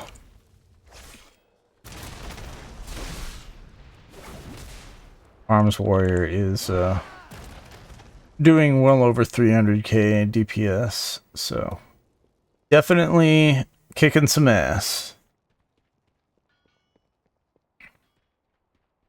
So yeah, performing very well. Hopefully it doesn't get nerfed. Hopefully it doesn't have super bad hero talents that make it relatively worse than other classes or other specs. But yeah. Fury Warrior time. Oh yes. is probably the most spec played in the game for me. And I imagine a lot of people out there. It's very satisfying. So changes to Fury Warrior. It did get buffed a lot, like I said earlier, along with Arms Warrior. Just as far as base ability damage. And you can now get Blade Storm instead of Ravager. So the Blade Storm on Arms Warrior lasts 5 seconds according to the tooltip, and then this one lasts 3.2 seconds. So I feel like it's more of a DPS loss on the Arms Warrior to go Blade Storm, which is why I went Ravager. Because the amount of damage you can do by not being stuck in a Blade Storm is a pretty good amount. So they might need to do some balancing on those options. Or they might just leave it so that Blade Storm is the more of a defensive thing, since it makes you immune to crowd control. I'm not sure. There is a unhinged talent on the Fury Warrior for the Blade Storm / Ravager now, but it doesn't give you Mortal Strike. It gives you Bloodthirst, and Bloodthirst does like half as much damage as a Mortal Strike, so I don't think that talent is that exciting.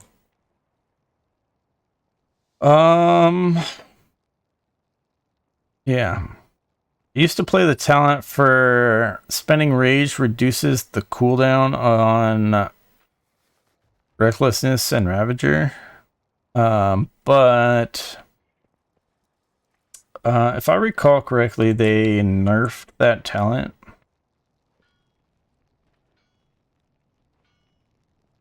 I think they nerfed that talent.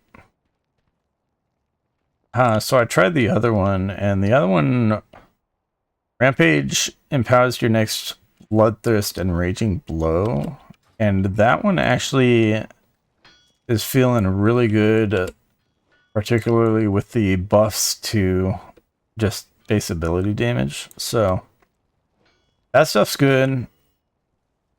All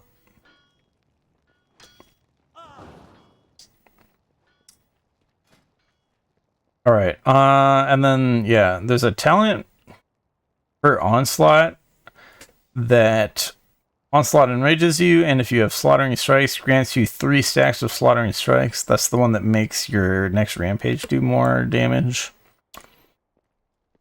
And it used to also increase the duration of Enrage to 6 seconds, which made it a hyper mandatory talent.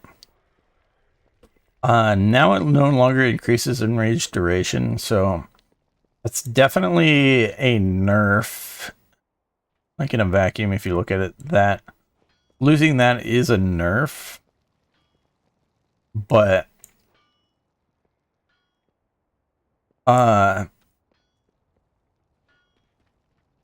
in that you're having less Enrage uptime now. It's not like 100% uptime type of thing, but that is like part of what lets them buff the regular abilities more. So you don't feel... It feels more like Enrage is an actual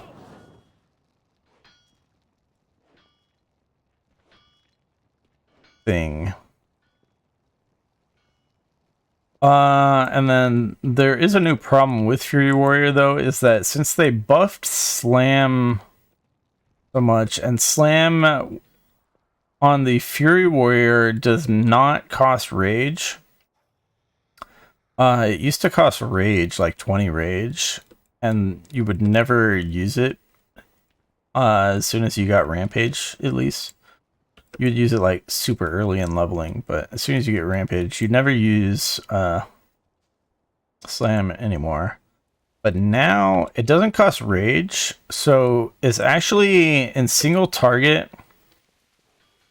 It's now your filler ability if you have no charges of Raging Blow and the Bloodthirst is on cooldown.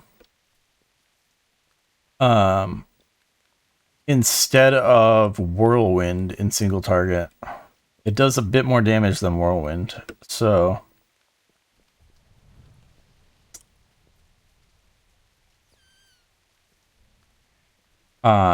So I feel like that's a problem as far as a button bloat thing. I don't have a good spot for it, so it's on the Shift 5 hotkey for me right now. Obviously I might change things up a little bit to make it a little bit more convenient to press. You don't have to press it very often, but it does happen that I manage to run out of Raging Blows and Bloodthirst. It's very helpful if you make sure that you optimize using these, which the Reckless Abandon talent empowering Rampage empowering your next one of both of these helps make sure that you are using your Bloodthirst. You're prioritizing it more than you used to, but yeah. I guess that macro I just made, we should probably macro.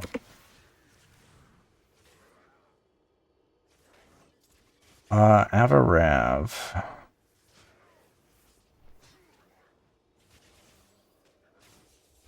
Oh, is this my Rekrav talent macro?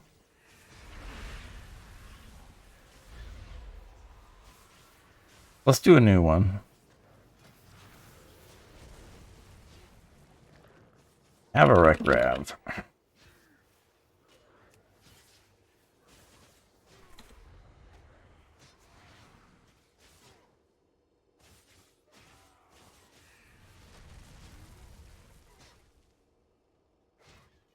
Let's use avatar. Let's use recklessness. Let's use ravager. All right. We're going for the... We got the right one on there. We're going for the big damage button. Oh, actually, probably add that on here. We'll just get rid of that one. All right. So yeah, single target damage. Oh. Yeah, as far as Fury Warrior goes, Execute is a very strong button. If you can execute somebody, it is more rage generation than the Raging Blow, and I'm on like a heavy Raging Blow talent build.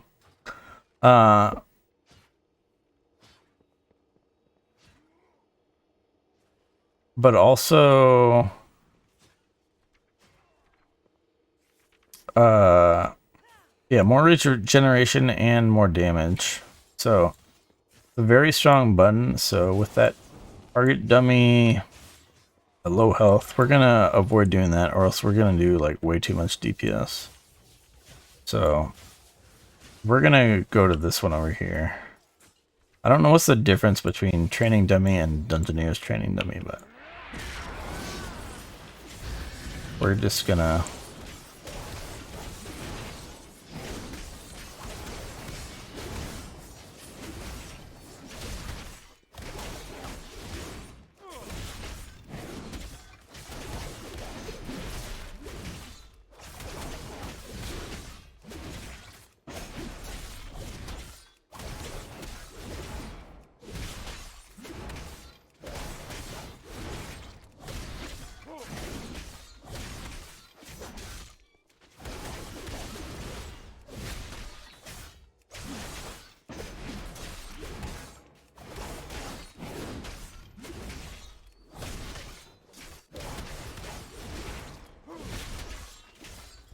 Whoops.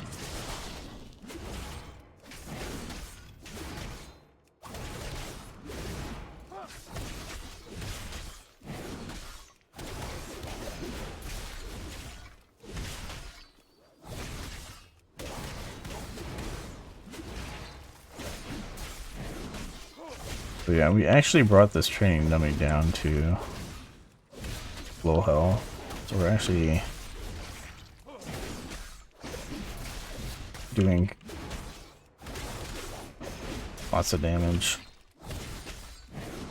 We're about to end it though. But as you can see, yeah, very high on the single target damage there, but it's hard to say. We might have gotten a little too much execute value on that training dummy. Just because the training dummy regenerates health. So it kind of sat in low HP range longer than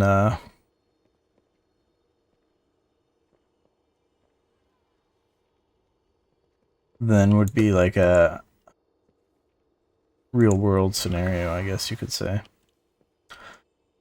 So, yeah. We did lots of good damage, but maybe a little bit too much from executing, but very, very solid spec on the Fury Warrior. And hopefully they don't nerf it. We'll do some AoE damage now. And here we have to just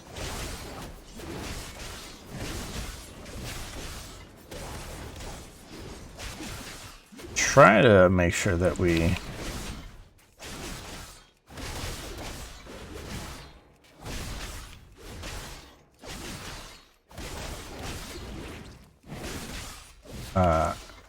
keep the world buff going. I did a slam there. I don't think I slammed in the other one at all.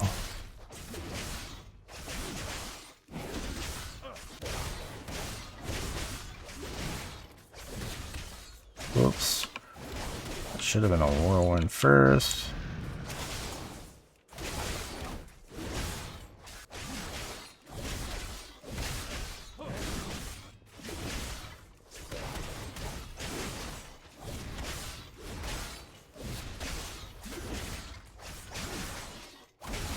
Another thing is, I think Bloodthirst used to do like significantly less damage than Raging Blow, but that doesn't seem to be the case anymore.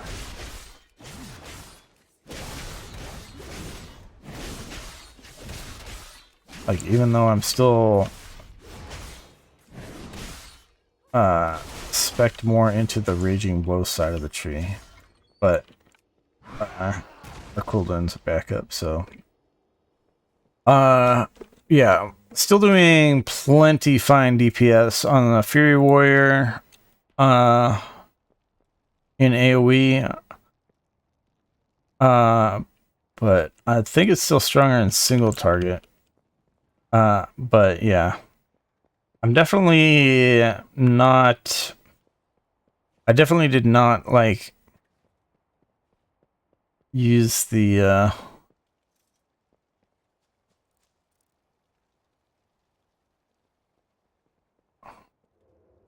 AoE cooldowns to optimal effect, and like screwed up a couple times pressing buttons without the whirlwind buff. So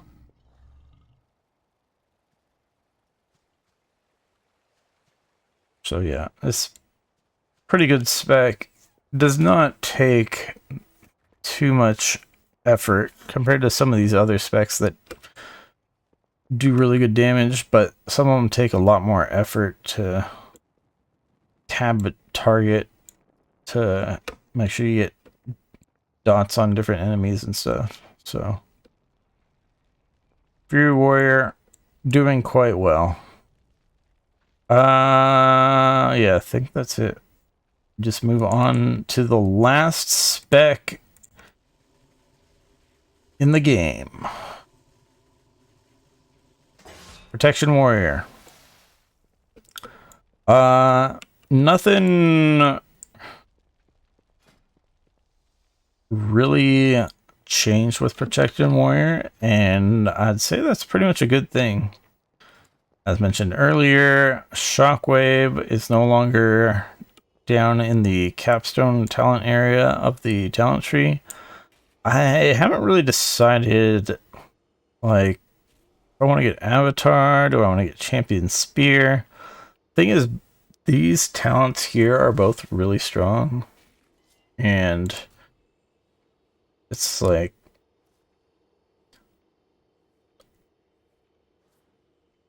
there's talents up here that are like feeling really good. It's like I don't know what exactly do I want to actually give up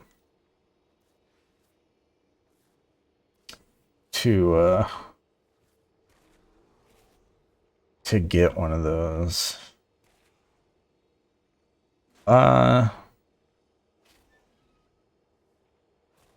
Actually probably that one, now that I look at it.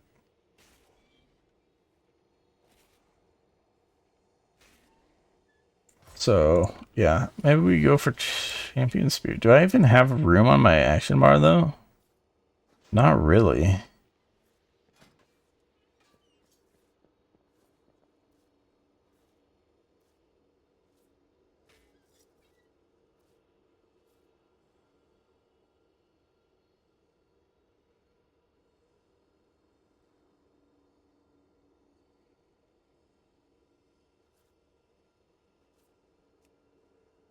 I don't know. Let's not...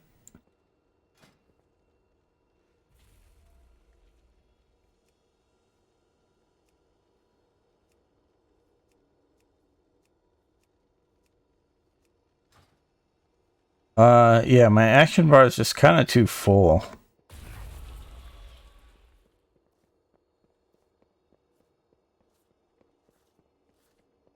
Which just feels really weird, but...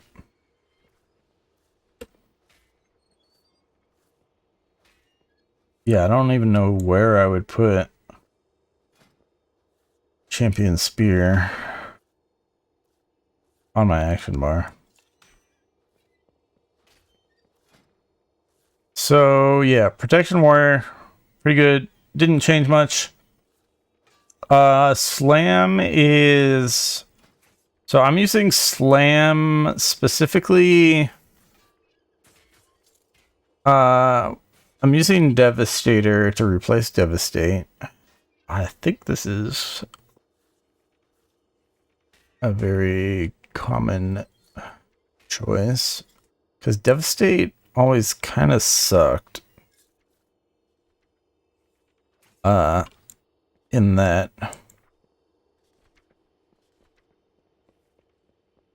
you kind of couldn't press it as often as you wanted to for the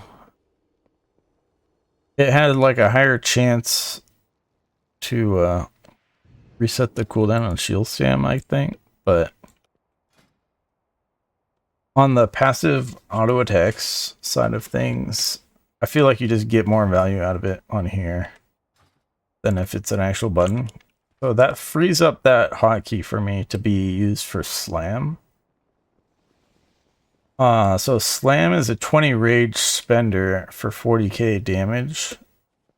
And so specifically that is now the single target rage spender for damage, as opposed to Revenge.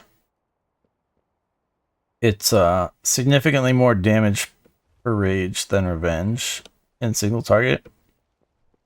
So basically that gives you a bit of a single target damage buff just from Slam being usable now on the Protection Warrior. So that's pretty cool. Protection Warrior is still always kind of stuck with the situation of just like the Guardian Druid, that if you're spending rage on defensive stuff, you are not spending rage on damage. So if you're trying to do max damage, yeah, you don't want to have to spend rage on ignore pain, basically. Shield block also costs rage. I feel like this used to be less rage cost, but I could be wrong. But yeah, let's just do a quick little bit of hitting the training dummy, see how we go. I'm gonna stick in defensive stance. Defensive stance for the Prot Warrior does not reduce your damage like it does with the other warrior specs, but you're missing out on the crit chance of battle stance, so it is still slight DPS loss, but it's more realistic to be staying in defensive stance here. So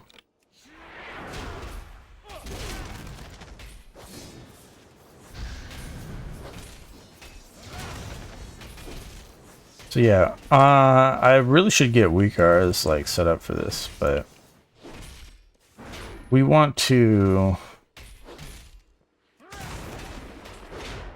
prioritize shield slam for single target very highly.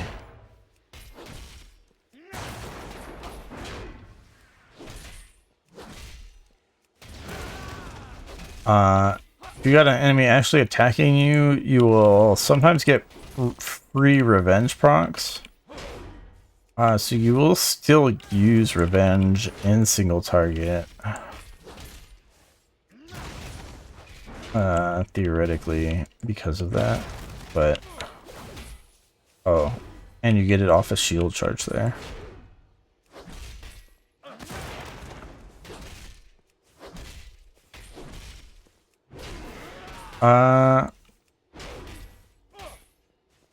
Actually, yeah, let's keep going a little bit, but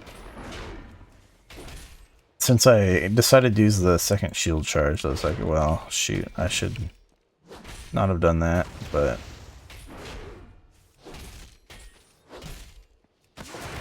yeah, we do on the higher end of tank DPS and single target here on the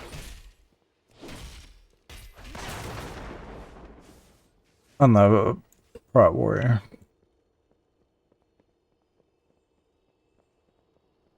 But yeah, I really need to set up weakars to make sure I optimize that.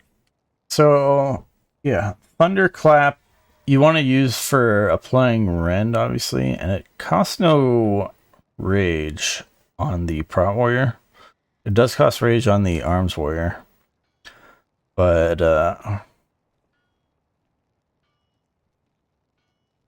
you want to keep that up, but I don't know if you really want to use that on cooldown per se still.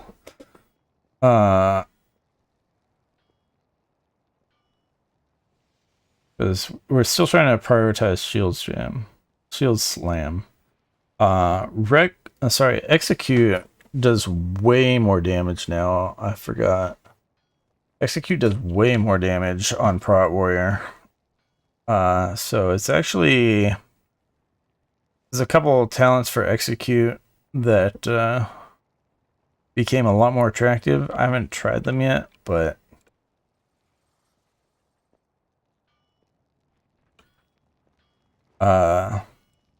there's a good chance those are going to be more popular. Specifically, sudden death on the Prot Warrior might be really good. It's just like all the talents on here are like really solid. Or I should say all the ones I have picked, I would say are really solid. Maybe this one you wouldn't. at a point. I'm not really sure.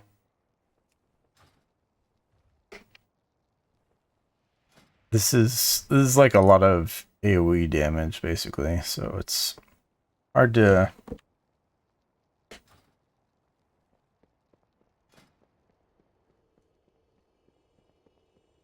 want to get rid of it, but execute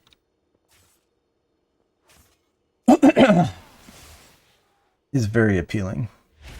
All right, very last thing. We're gonna do a little bit of AoE damage on the training dummies.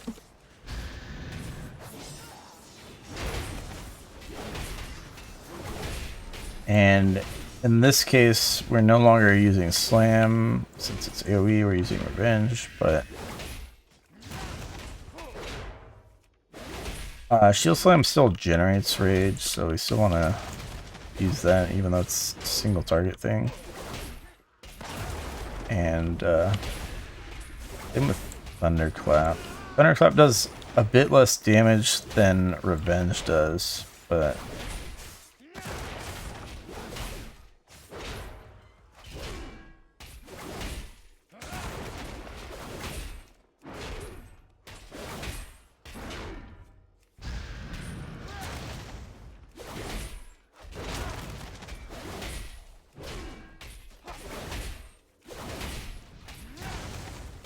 so yeah, I think as far as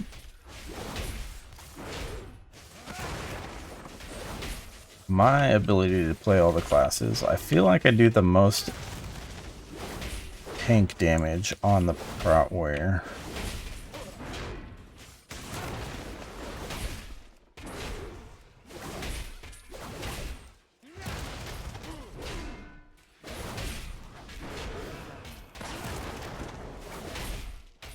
So yeah, that's a full rotation there.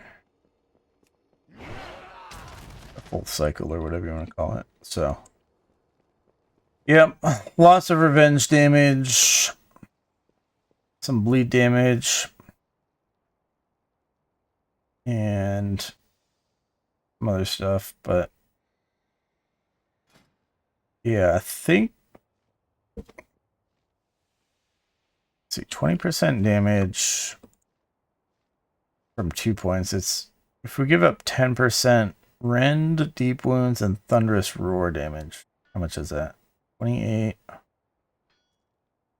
35% of my damage. So this would be like 3%, 3.5% AoE damage. You get some executes in. That's probably worth it.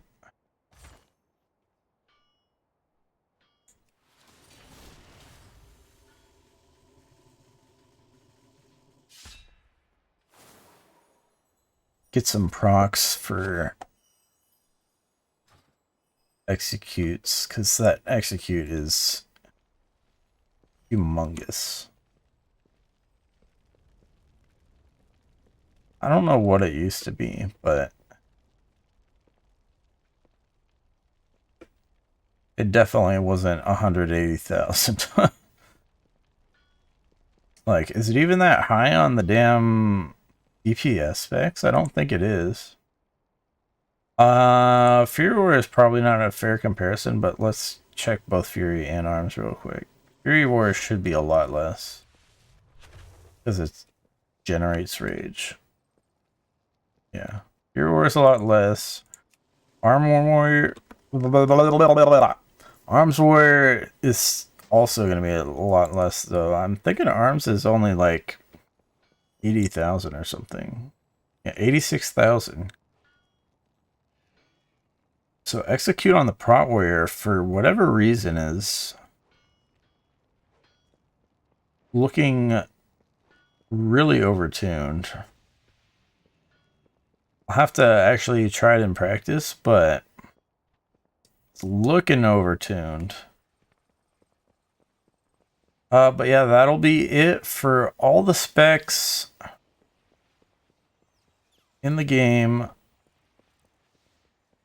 before hero talents kick in. So now I'm gonna finally get to actually go play the expansion. Thank God. To level all these guys up. And yeah, I really hope the hero talents aren't gonna ruin any of the specs that I do like, because that would suck.